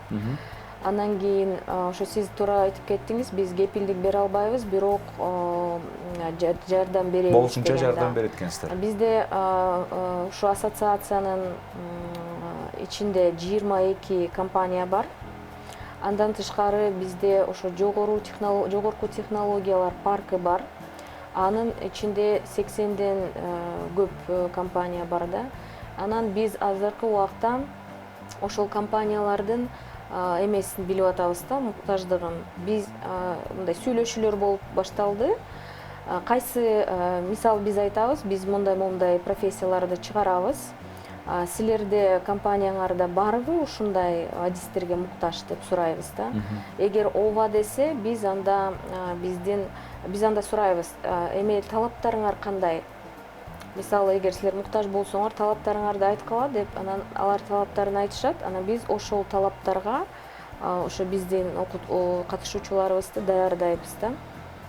Анан на конкурсной основе эле практикага орношконго жардам беребиз. Анан уже практика кылып башташканда, уже өздөрүн көрсөткөндө, анан жумуш берүүчү өзү чечет да. Бул кайсы баланы алат, кайсы баланы албайт. Ошондой жардам беребиз да. Сведем их жана ортодогу боштукту. Көпүрө. Да.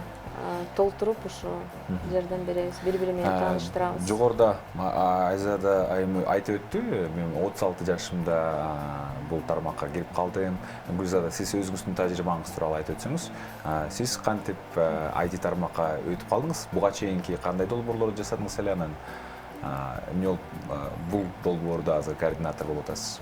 Мен негизи Attractor деген курсту 9 айын окуп кеткем. Бирок Java боюнча окуп кеткем. Бирок аны бүтпөй калып таштап салгам. Ага негизи программаны окуу үчүн көп убакыт керек. Программист болом десең, көп убакыт керек. Күнүнө хотя бы бир 4-5 саат көңүл буруш керек окууга. Бирок негизи менин планымда андан ары окуп кетүү. Программалуу азыр бул долбоорго чейин менден бир маркетинговый компанияда иштеп кеткем. SMM специалист болуп, Instagram, Facebook, как раз социалдык медиа боюнча. Анан ушул долбоорго келип иштеп жүрөм. Жана жогоруда айтпадыңызбы, бул программалоо биздин оюбуздагыдай бул очки кийген жигиттер эмес, биякта айымдар дагы болушу мүмкүн. Анан кийин жумуш аябай кызыктуу болушу мүмкүн, креативдүү болушу мүмкүн. Ошол эле SMM адис дагы маркетолог, да? SEO оптимизация тууралуу токтолду. Ошол мындай сиздердин оюңуздар боюнча ушул IT тармактагы эң креативдүү, эң жаратман, эң азыраак коддор менен байланышкан эме адистиктерди айтып өтсөңүздөр, эсептеп. Негизи ушул долбоорду баштаганда биз ушул 11 курсту жөндөн жөн эле чечкен эмеспиз да. Бул курстардын баары востребованный болуп эсептелет да ушул IT сферада. Андан тышкары дагы бар, бирок ал курстарды биз кийинки жылдарга калтырдык. Аталып кеткен жанагы SMM SEO, анан UI UX дизайн деп коет, ошо веб дизайндын бир башкача айтыла турган специальности жаңы келди да, ошо UI UX деп. User interface, user experience design деп коет. Бирок эми башкача тилде айтканда ошо веб дизайндын бир түрү. Ошол популярдуу. Анткени ошо программирование менен чогуу турат да. Ошол UI UX дизайнер макеттерди жасайт, анан ошол макетке тууралуу программисттер ошону жазышат да. Мисалы ошо мобилдик, любой эле мобилдик тиркемени алсаңар, ошо адамга удобный кылыш үчүн ошо user friendly деп коет англисче терминологиясы. Ошо кандай, кайсы кнопка каякта турат, ошонун баарын ошол дизайнер жазап чыгат. Анан дизайнер жазагандан соң программисттер ишке ашырат да ошонун баарын. Демек, айымдар абдан көп керек турбайбы, себептен айымдардын ой жүгүртүүсү дагы, дүйнөнү көз карашы дагы окумушту да башкача да. Анда бир гана ийгиликтерди каалайбыз, ишиңиздерде бийиктиктерди багынтып жүрө бериңиздер. Анан албетте пландаган 50 000 эмес, балким 100 000, сиздер айткандай бир үй бүлөдөн жок дегенде Кыргызстанда бир программист болсун. Программист десе эле эми түшүнүктүү болуш керек. Көпчүлүккө бул код жазган, очки кийген жигит эмес, бул сиздерде болгон татынакай сулуулар деле болушу мүмкүн. Чоң рахмат. Бүгүн бизде студиябызда мейманда 50 000 программист долбоорунун жетекчиси Айзада Жумалиева жана ошол эле долбоордун координатору Гүлзада Каримова болду. Бизге келип студияга кызыктуу, мазмундуу маек куруп бергениңиздер үчүн чоң рахматыбызды айтабыз. Азыр болсо бизде кыскача рекламалык түрмөк. Баса 31 декабрга чейин Имарат Прогресс курулуш компаниясынан алмалуу сезон акциясына катышып, белекке iPhone 12 Pro, iPad Pro же MacBook белек алыңыз, белекти өзүңүз тандайт экенсиз. Кыскача бул компания тууралуу дагы маалымат бере кетели. Компания өлкөдөгү 24 жылдык тажрыйбасы бар Имарат Групп курулуш холдингине кирет. Азыр Имарат Прогресс Алтын Булак, Клайв, Гранвилл, Астория үйлөрүнүн баарыбыздын жаңы жашоочулары болуш үчүн чакырат.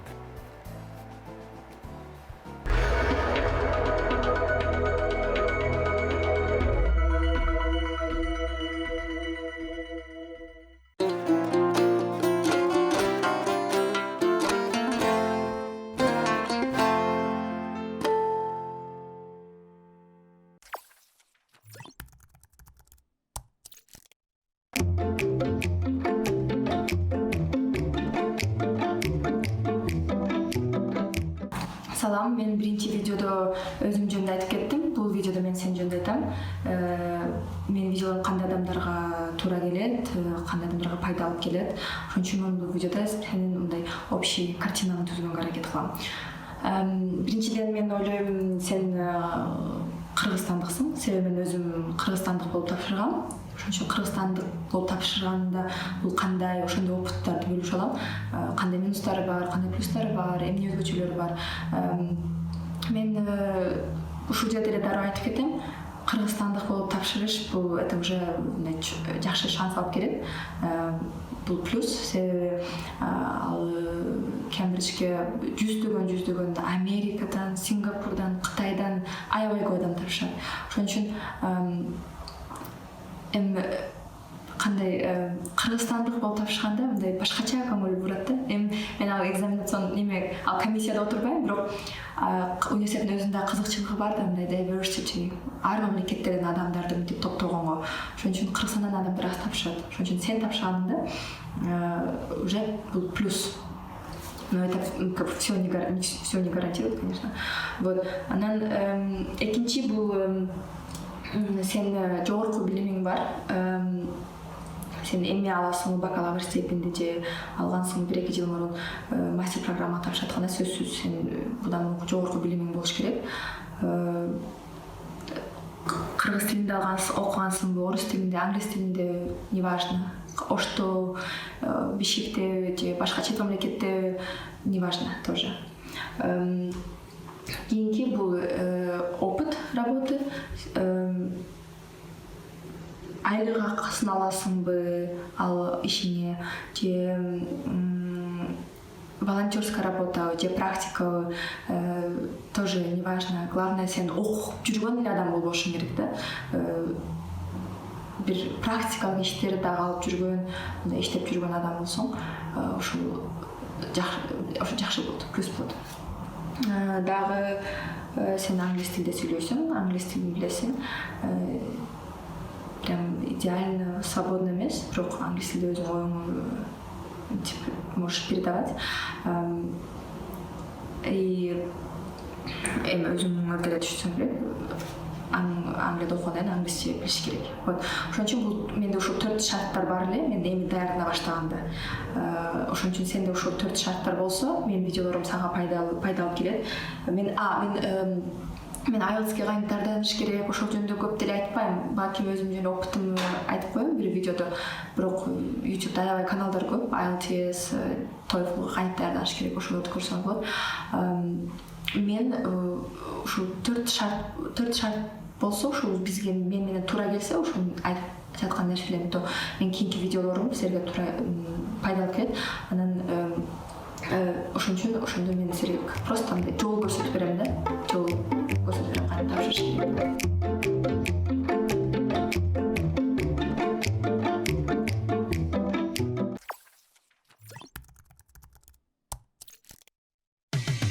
Кечтин кезекчиси Урмат Борченов.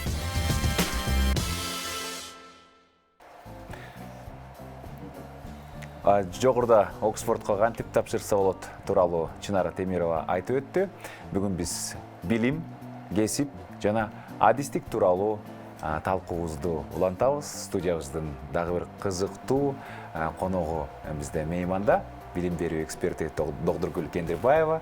Кош келипсиз. Абдан кубанычтабыз көрүп атканыбызга. Саламатсыздарбы? Жана ошондой эле биздин студиябызга сиздер дагы суроолоруңуздарды узатсаңыздар болот, биздин талкуубузга активдүү катышсаңыздар болот. Ал үчүн 0708 996 996 WhatsApp же Telegram аркылуу байланышыңыздар.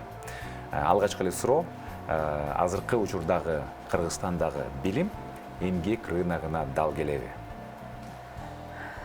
Эми чындыгын айтышыбыз керек. Бүгүнкү күндө эмгек рыногуна, дүйнөлүк эмгек рыногуна дал келе албай калат көпчүлүк учурда. Туура, бизде бүгүнкү күндөгү ири окуу жайлары Кыргыз Туркманас университети, Борбордук Азиядагы Америка университети, Кыргыз Республикасындагы эл сенатындагы Кыргыз Орус Славян университети негизинен булар транзиттик ошол башка өлкөлөргө адистерди даярдоо болуп атат. Ал эми биздин өлкөбүздүн экономикасын көтөрө турган, айыл жеринде барып сапаттуу экономиканы жарата тургандардын бардыгы жергиликтүү, аймактык же болбосо республикалык деңгээлдеги окуу жайларга таандык болуп калып атат. Акыркы статистикалык маалыматтарды карасак, автоматтык түрдө окуу жайын бүтүп эле 7% жумушсуздуктун катарына кирип жатат. Акыркы статистикалык иликтөөлөрдүн негизинде бүгүнкү күндө мисалы үчүн көп кесип өткөн замандагы билимди алып чыгып атат. Өткөн заман деген мына азыр сиздер билесиздер, дүйнөлүк экономикалык форумдун натыйжасы боюнча 300дөн ашык кесип жок болот деди 2030-жылга карата. 300дөн ашык. Мына бүгүнкү кассирлер, бухгалтерлер, туристтик гидтер, балким адвокаттар, балким мына почта иштебей калган сыяктуу мезгил бүтүндөй креативдик технологиялар, жасалма интеллект мезгилдери келе жатат. Ошого жараша бүгүн биз даярбызбы? Же болбосо биздин балдар эки ортодо маргинал же дүйнөлүк эмгек рыногуна жарабай, же болбосо Кыргызстандагы эмгек рыногуна жарабаган адис болуп атабы деген дагы маселелерибиз бар. Ошол эле эгерде өзүмдү ала турган болсом, эгер мисалы үчүн биз 8 жыл мурун университетте жыйынтыктаган болсок, менин группалаштарыман HPC бир экөө эле ошол дипломун керекке жаратты. Калгандардын диплому чаңдап турат. Бул аябай мындай актуалдуу маселе. Билбейм, бул канчалык деңгээлде, канча пайыз дипломдор колдонулбайт? Бир баалуулукту эске алышыбыз керек да. Эмнегедир акыркы мезгилде баягы ата-энелер союз учурунда калган инерция боюнча бул дипломду адам статуска ээ болот, коомдун жогорку баскычына жетет деген баягы кызыкчылык менен балдарды үндөп, мындай картон корочкаларды алууга багыттап келе жатат. Бирок ошол учурда карасаңыз, жөнөкөй эле кесиптик техникалык окуу жайды бүтүп алган электриктер канча табат.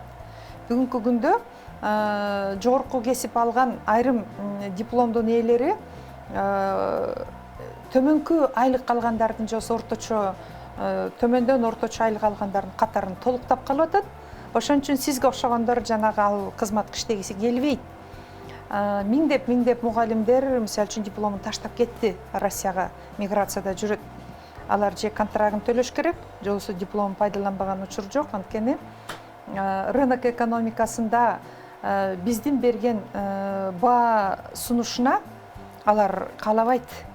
врачтарды көрүп атасыз, канча айлык алып атат. Бүгүнкү күндө дүйнөдө азыр анын ичинде Кыргызстандагы врачтар абдан утечка агылып кетиши күтүлүүдө башка өлкөлөрдө. Себеби башка өлкөлөрдө пандемияга карата айрым адистиктерге түздөн түз мындай кадырын жогорулатып, дүйнө чеги жок талап кылган мезгил келди. Бул жанагы технология инженерлери, айтишниктер деп атабыз.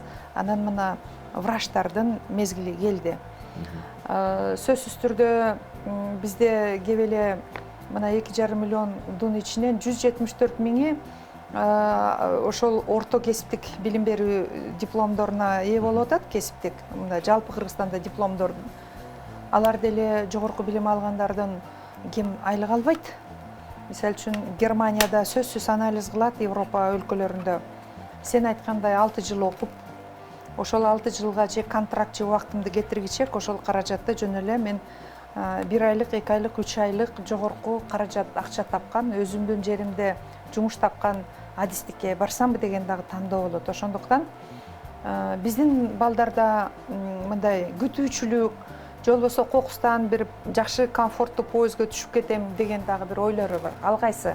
Ортонун жыйынтыгын күтөйүн деп айтат. Ооба. Кесиптик багыт берүү менен 5-класстан баштап 1-классты кой, 5-класстан же 9-класстан баштап даярдануу жок. Ортонун жыйынтыгы. Орто эмне десе мен ошол жака барам деп даярданышат. Мен азыркы жаштардан бир нерсени байкайм да, бардыгы жеңил, анан оңой байып кеткиси келет. Кандай кесип алардын башын оорутпайт да. Эми туура. Албетте бул акча кызыктуу, бирок ошол эле маалда мындай рахат алып келген жумуш болуш керек да. Ал кайсы жумуш экенин кабары жок болуп атат көп учурда. Сиз айттыңыз 5-класстан баштап мындай профориентациялык сабактар болуш керек. Ал сабактар кандай болушу мүмкүн, мисалы үчүн? Мисалы үчүн уялбай эле Союз учурунда бизде укмуштуудай система бар эле. Мектептерде, ири мектептерде окуу өндүрүштүк базалары бар эле. Ошол жерде окуп бүтүп, мисалы үчүн машина айдоочу, айыл чарбасын башкаруучу, агрономдук курстар, тракторист деген кадимкидей курстар бар эле да, ошону менен биз алып чыкчубуз мектеп менен кошо тракторду айдай алабыз.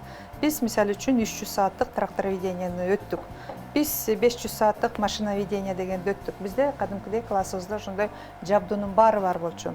Шаар жеринде болсо сөзсүз түрдө баякы заводдор менен биргелешип токарный станок менен иштеген кандайдыр бир слесардык, кандайдыр алгачкы эмгек көндүмдөрүн берүүчү.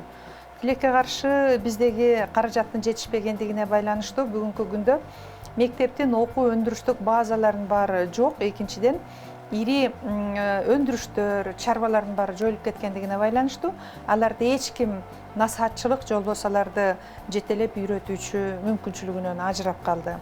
Бүткүл дүйнөдө мисалы үчүн мектептен баштап өзүнүн адистигине даярдайт. Мисалы үчүн мен Самара областына бардык. Самара ошондо жанагы автоваз. Өзүнүн кадимкидей мектептерде өзүнүн класстары максаттуу. Отуруп анын өзүнө адистерди чыгарып тандап, анын жумуш менен камсыз кылуу. Бирок бүгүнкү күндө жаштарга өтө чоң мүмкүнчүлүк бар. Карасаңыз, бирок бул жеке демилгелер болуп жатат. Мисалы үчүн Code Life'те деле карап көрүңүз. Кыздардын акылдуу технологияларды, маалыматтык технологияларды үйрөтүү боюнча, сени программирование боюнча үйрөтүп туруп, анан кийин жумуш таап берүүгө чейин жетелеп барып атат. Бул жерде чоң дипломдун деле кереги жок.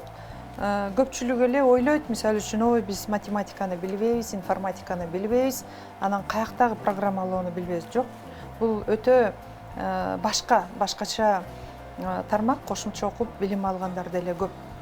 Мен дагы айтам, дүйнөлүк экономикалык форумдун натыйжасы боюнча жанагы жүздөгөн кесиптер жараксыз болуп калды. Бир эле окуган жарашпайт азыр. Бир эле ошол дипломду алдым бир 20 жыл мурун. Азыр 20 жылдан кийин эмне деген өзгөрүүлөр болуп кетти. Мына ошонун бардыгына тынымсыз, үзгүлтүксүз окуу принциби кирип атат дүйнөдө. Үзгүлтүксүз. Мисалы үчүн пенсияга нарында 45 жаштан сен пенсионерсиң, бийик тоолуу шартында. Же болбосо 50 жашта дагы ошондой шарт менен. Демек, сен бүгүнкү күндөгү бир башка технологияларды пайдалануу менен каражат табуунун жолдорун издешибиз керек. Же болбосо 70 жашында ПТУлардан 3 айлык электр техникалык приборлорду жасоо, өздөштүрүү боюнча эмне үчүн алганга болбойт? Биз бул менен мурда дагы министр менен кездешкенде айтканбыз, азыр онлайн сабак өтүп атат. Бүтүндөй айрыкча башталгыч курстардын окуучулары, бүтүрүүчүлөрдүн баардыгы кыйналып атат. Аларга практика керек. Мисалы үчүн медиа институтка, политехке биз алардан кыйналып атабыз пандемия учурунда дейт. Анан мен ошондо да айттым, а балким аларды мисалы үчүн архитекторлор, ар бир райондо архитектор бөлүмү бар.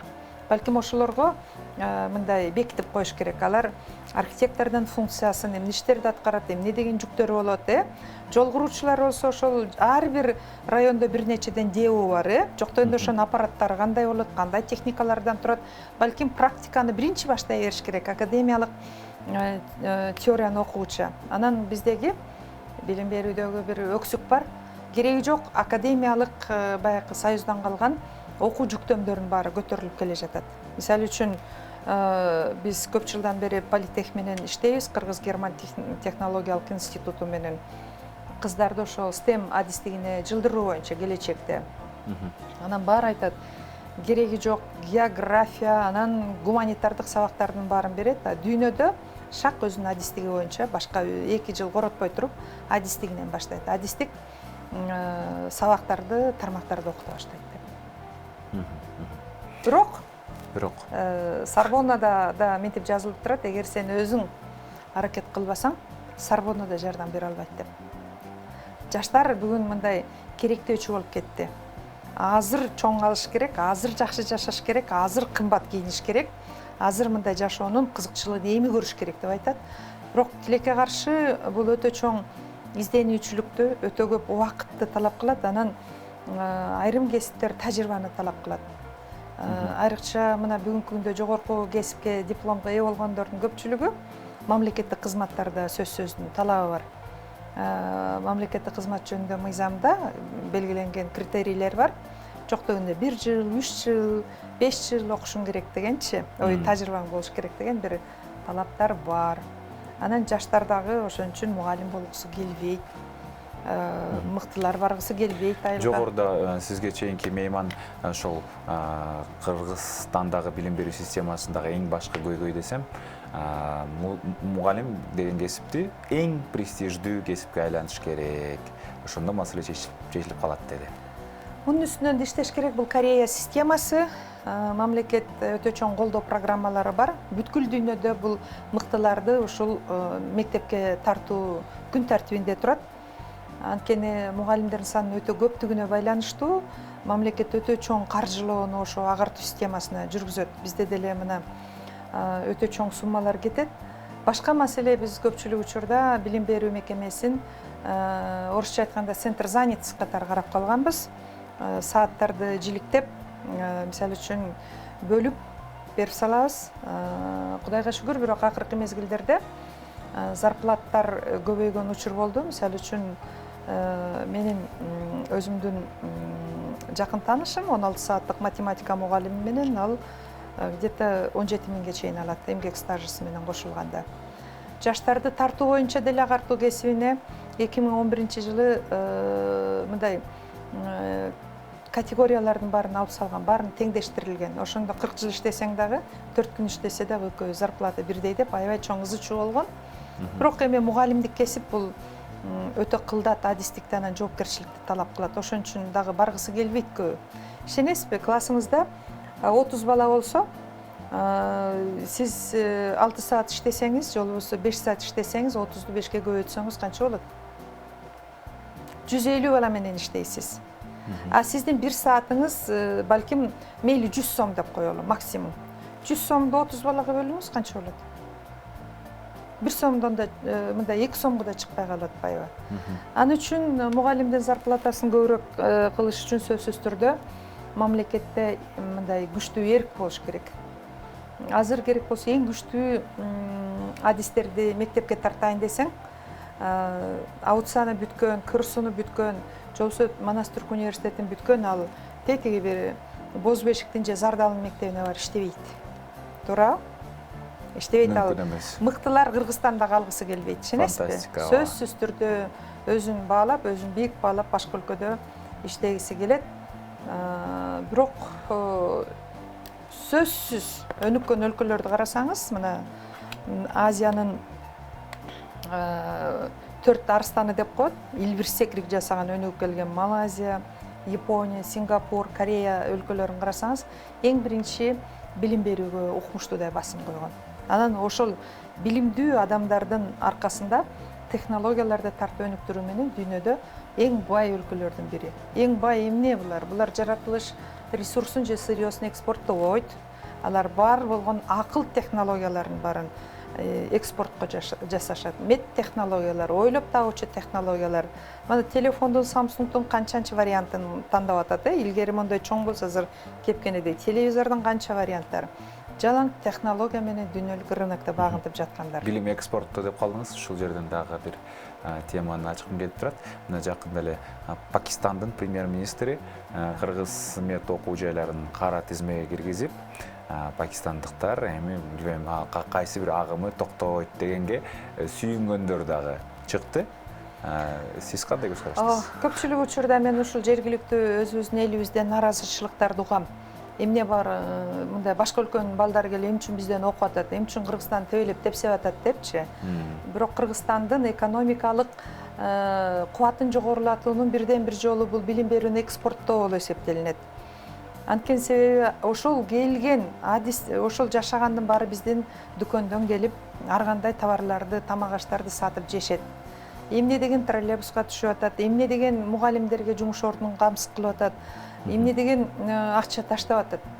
Бирок тилекке каршы биз ашкере улутчулдар тобу пайда болду да Кыргызстан кыргыздары үчүн деп. Мына жана Конституцияны да сындап атпайбы, Кыргыз эли жана башка этникалык топтор деп, башка улуттар деп, мен эмне үчүн бөлөсүң деп айтып атат. Албетте, бул дүйнөлүк экономикалык же болбосо дүйнөлүк ааламдашуу процессин түшүнбөстүк, чектелген ой жүгүртүү болуп эсептелинип атат. Ошондуктан башка маселе сапат маселеси. Алардын практикалык базасы кандай? Жаңы ачылган жана медициналык окуу жайлар эмне үчүн Пакистан Индиядан көп келип атат? Ал жерде өтө кымбат. Биз Индияны караганда бир медициналык билим алыш үчүн узак убакыт окуйт, экинчиден ал 50-60 миң долларга чейин төлөшөт. Өтө катуу көзөмөлдө, тем более аларда британ системасы менен окушат. Анан бизде арзан 5 миң доллар окуса да арзан болуп атпайбы? Анан бизден барып алар кайра сертификациядан өткөн жеңил болуп калат, дипломду алып алып. Ошон үчүн бизде мындай алардын билим алуу каналы болуп калган, аны тыйбаш керек. Бирок башка деңгэл биз эл журтка уят болбой, баягы окуу жайлардын базасы мыкты болуш керек бул жерде. Мугалимдер жөнүндө айтып калдыңыз. Мугалимдердин азыркы мугалимдин кандай көйгөйлөрү бар? Көйгөйлөр көп да. Бирок сиз мындай маанилүүлөрүнө токтолуп кетсеңиз, анан чечүү жолдоруна да токтолуп кетсеңиздер, сунуш болсун. Мугалимдердин көйгөйлөрү көп. Эмнегедир баарыбыз мында актануу процессин өтүп алганбыз да. Мисалы үчүн мен 3 мезгилде тең мугалим болуп иштедим. До деп коет. Именно Союздун гүлдөгөн мезгилинде, во время развала, анан азыркы мезгилдерде дагы. Албетте, Союздун экономикалык күчтүү мезгилинде мугалимдер үчүн социалдык гарантия пакеттери бар эле. Үйлөрүң бекер болчу, коммуналдык тейлөө кызматтары бекер болчу, кандайдыр социалдык колдоолор бар болчу. Анан эч качан сага, мисалы үчүн, ата-энеден акча суратып, мектептин ремонтуна, күндөлүк керектөөлөргө деги эле биз катышчу эмеспиз. Мисалы үчүн, складда пол жууган тряпкадан баштап, доскага жаза турган борлор складда тизилип турчу. Башыбыз оорчу эмес, журналды ала турган деп. Союз ыдыраган мезгилде эң чоң кризисти башыбыздан өткөрдүк. Ошондо мыкты мугалимдер кетти. Бүгүн бирөө мындай социалдык тармакчага мугалимдердин 94-95 жылкы зарплаттары деп коюптур да. Класста отурат мугалимдер, бирөөндө 5 бөтөлкө арак, бирөөндө 2 бөтөлкө арак, бирөөндө 1 бөтөлкө арак деп. Ошол мезгилде биз чын эле матрезервте мамлекеттин эмне продукциясы болсо ошону алып калган мезгил болду. 6 айлап арак алган мезгил болду, зарплатка вино. Алена деген печкаларды алганбыз, бир аз көгөргөн ундарды алганбыз. ошондо биринчи мындай кыйынчылыкка чыдабаган эркектер болот экен. Эркектер таарынбагыла, биринчи системадан жапырт эркектер кетти ошондо. Эркектер кетти. Анан анда деле моюн бербей иштедик. Анда такыр мектептер жылыбай калган. Анткени электр системасына ылайыкташкан от казандары бар эле, анын баары жарабайт деди. Линия тарта албайт. Мындай от казанын өтөсүңөр деди. От казанын өткөргөнгө акча жок, эчтеке өлкө өзү кризисте турат. Муздак класстарда окуган мезгил болду. Азыркы мезгилде рыноктук элемент кирди билим берүү системасында. Мамлекет баягыдай билим берүү министри монополист боло албай калды системага. Толугу менен муктаждыкты камсыз кыла албай калды. СССР жок да, туура, жетсе де жетпесе де камсыз болгон. Эми бир коркунучтуу нерсе бар. Акыркы мезгилде жалаң мугалимдин зарплаты гана өсүп келе жатат, аз болсо дагы. Бирок баланын окутуу, билим алуу чөйрөсүн биз сатып бере алган жокпуз. Эң керектүү кошумча STEM предметтер деп коет, так илимдер предметтерин жабдыктары, физикалык, математикалык, же болбосо химиялык, лабораториялык жабдыктарды камсыз кылуу. Ошол эле учурда акыркы мына бүткүл дүйнөдө санариптик технологиялар, робототехникага кетип баратат, инженердик процесстерде бир аз өксүп турабыз. Мугалимдердин айлыктары эмгек мына күнүмдүк керектөө корзинасына караганда дал келип калып атат. Инфляция жогорулады. Анын үстүнө мына азык-түлүк программасында болгон пандемиядагы биздеги рыноктардын жабылышы, биз коңшу өлкөлөр менен кеңири кирип чыкчу да. Бул сөзсүз түрдө айрыкча шаардык мектептердин мугалимдерине өзгөчө оор тийди. Эмне үчүн? Мен мына пандемия учурунда айылда жүрдүм көп убакыт бою. Картошкаңы өзүң айдап алат экенсиң, алмаң өзүңдүкү, сүтүң өзүңдү. Эми жок дегенде эң керектүү адам жашоосуна керектүү продукцияны өндүрүп ала аласың. Шаар жеринде андай жок. Күндө 2-3 посадка менен, котору менен транспортко отурушуң керек. Коммуналдык чыгымдардын баарын төлөш керек. Айылда мисалы үчүн тезекти эле жагып эле, мисалы үчүн тышта отунду, саморду пайдаланып атат. Үйүнөн чыккандан кийин жок дегенде 2 маал тамак ичиш керек. Мына ошондо бул жерде сөзсүз түрдө мамлекет бул жагында ойлош керек.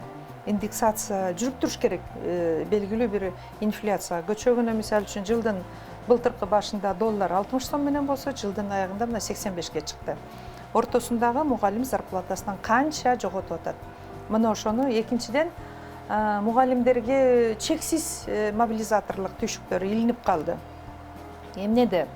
Мына азыр мугалимдер менен сүйлөшсөк, айылдык мектепте, шаардык мектептерде азыр пандемияга карата мындай окуу процессин жандандырып башталды. Уже көпкө чейин окубай калганда да болбойт.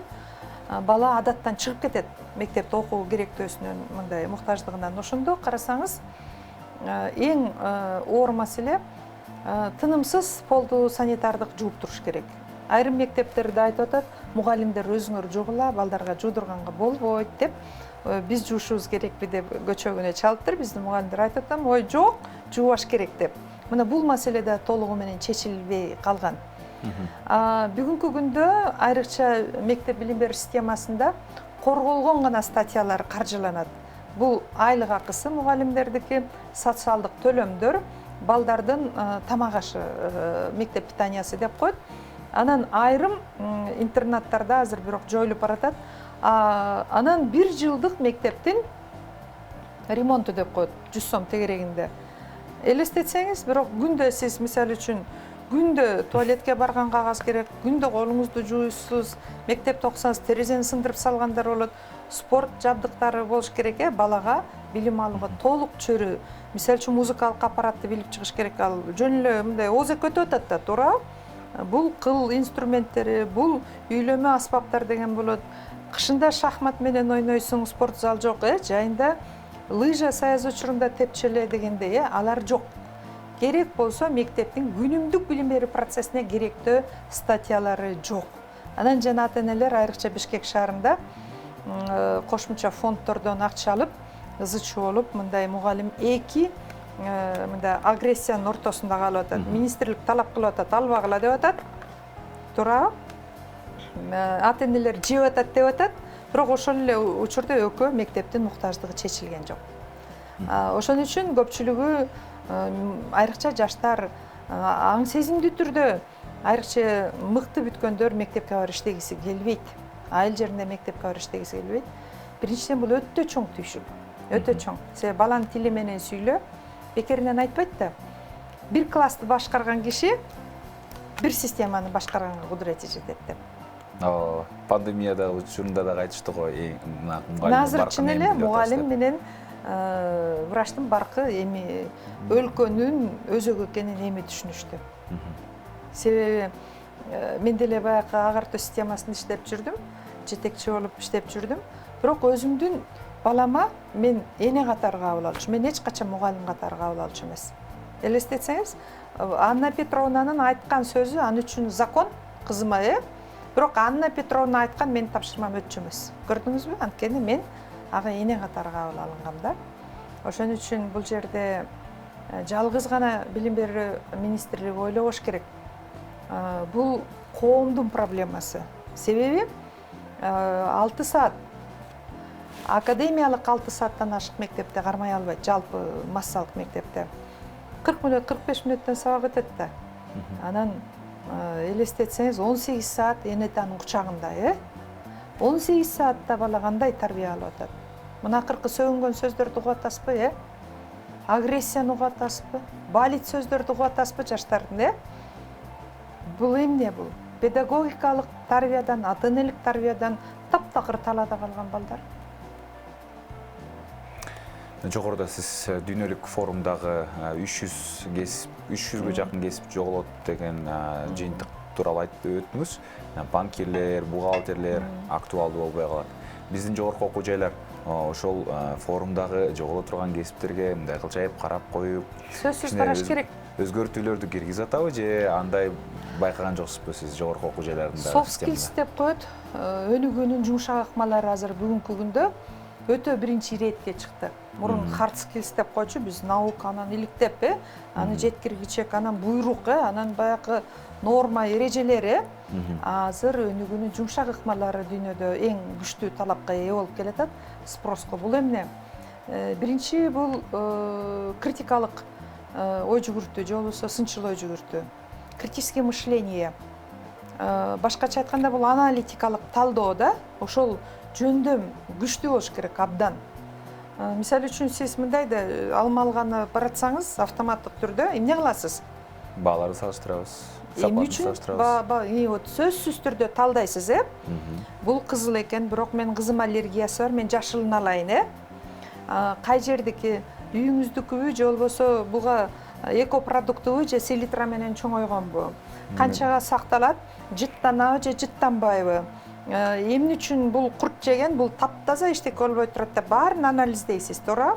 Бүт баарын анализдегенден кийин сиздин чөнтөгүңүздөгү акча менен тигинин берген товардын баасы дал келгенде гана сиз ала аласыз. Ага чейин сиз аябай тандайсыз. Ар бир кырдаалык ушундай талдоо жүргүзүү кудурети болуш керек. Ар бир адамдын. Мисалы үчүн сөзсүз эле мен Россияга барышым керекпи? Эмгек миграциясына. Россиядан эмнени табам? Кыргызстандан таба аламбы ошону? Сөзсүз эле мен баарын таштап Бишкекке кетишим керекпи?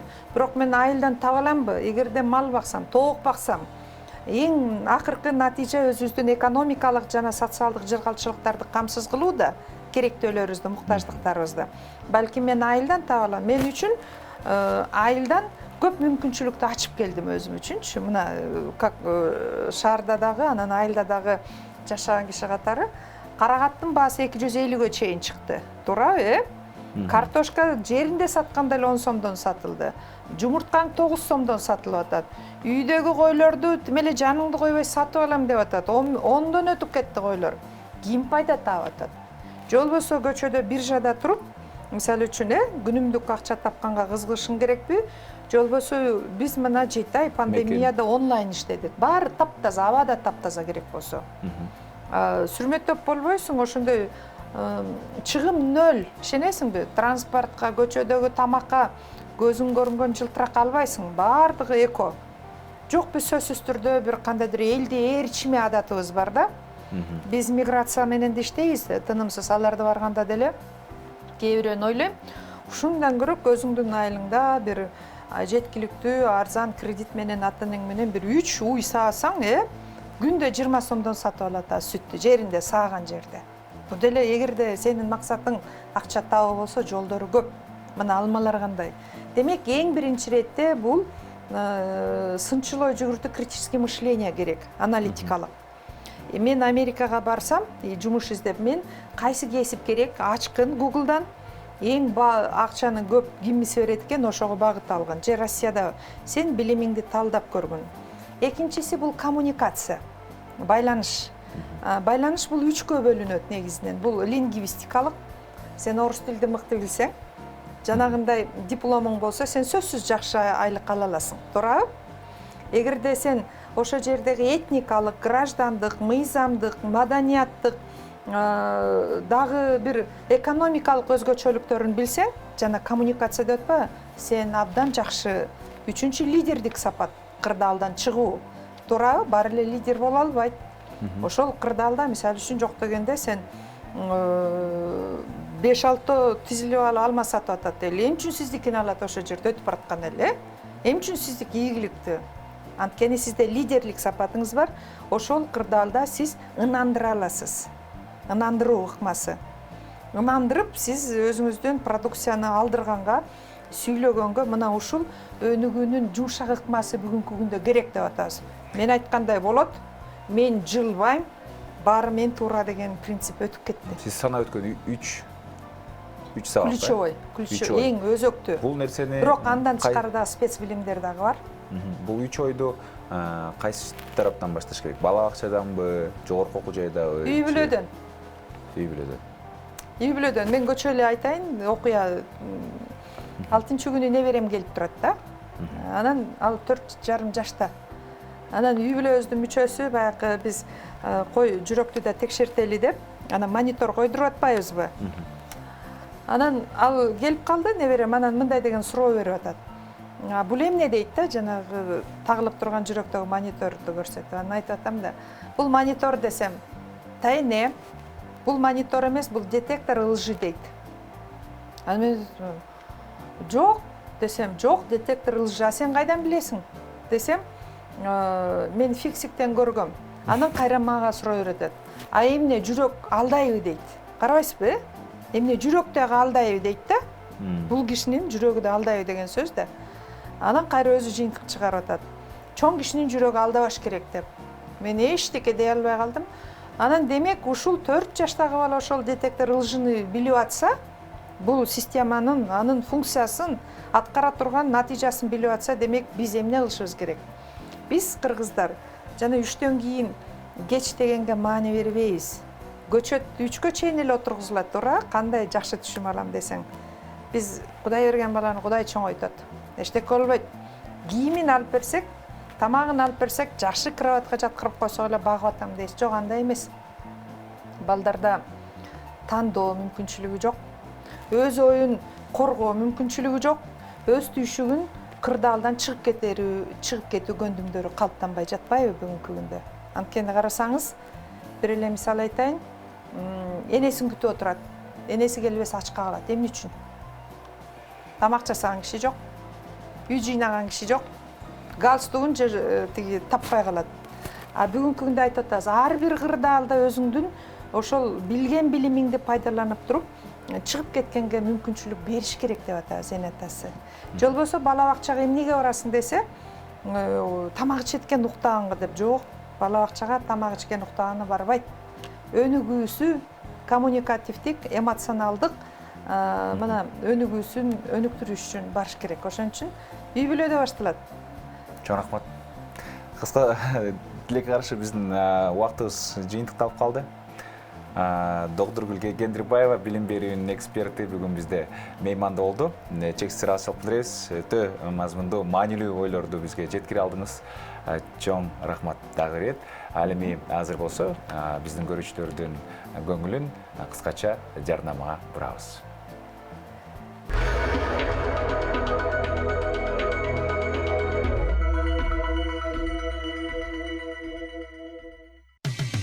Кечтин кезекчиси Урмат Борченов. Эфирибиздин башкы өнөктөшү Имарат Прогресс курулуш компаниясына чексиз ыраазычылык билдиребиз. Албетте, соңку кездерде билим бул бакубатчылыкка жетүүнүн бирден бир жолу жана кризистен чыгуунун эң мыкты куралы экенин биле алдык. Дал ушундай ой менен бүгүнкү эфирибизди жыйынтыктайм. Иш күндүн кечи программасы эртең ишин улантат. Дагы да болсо көрүшкөнчө бар болуңуздар.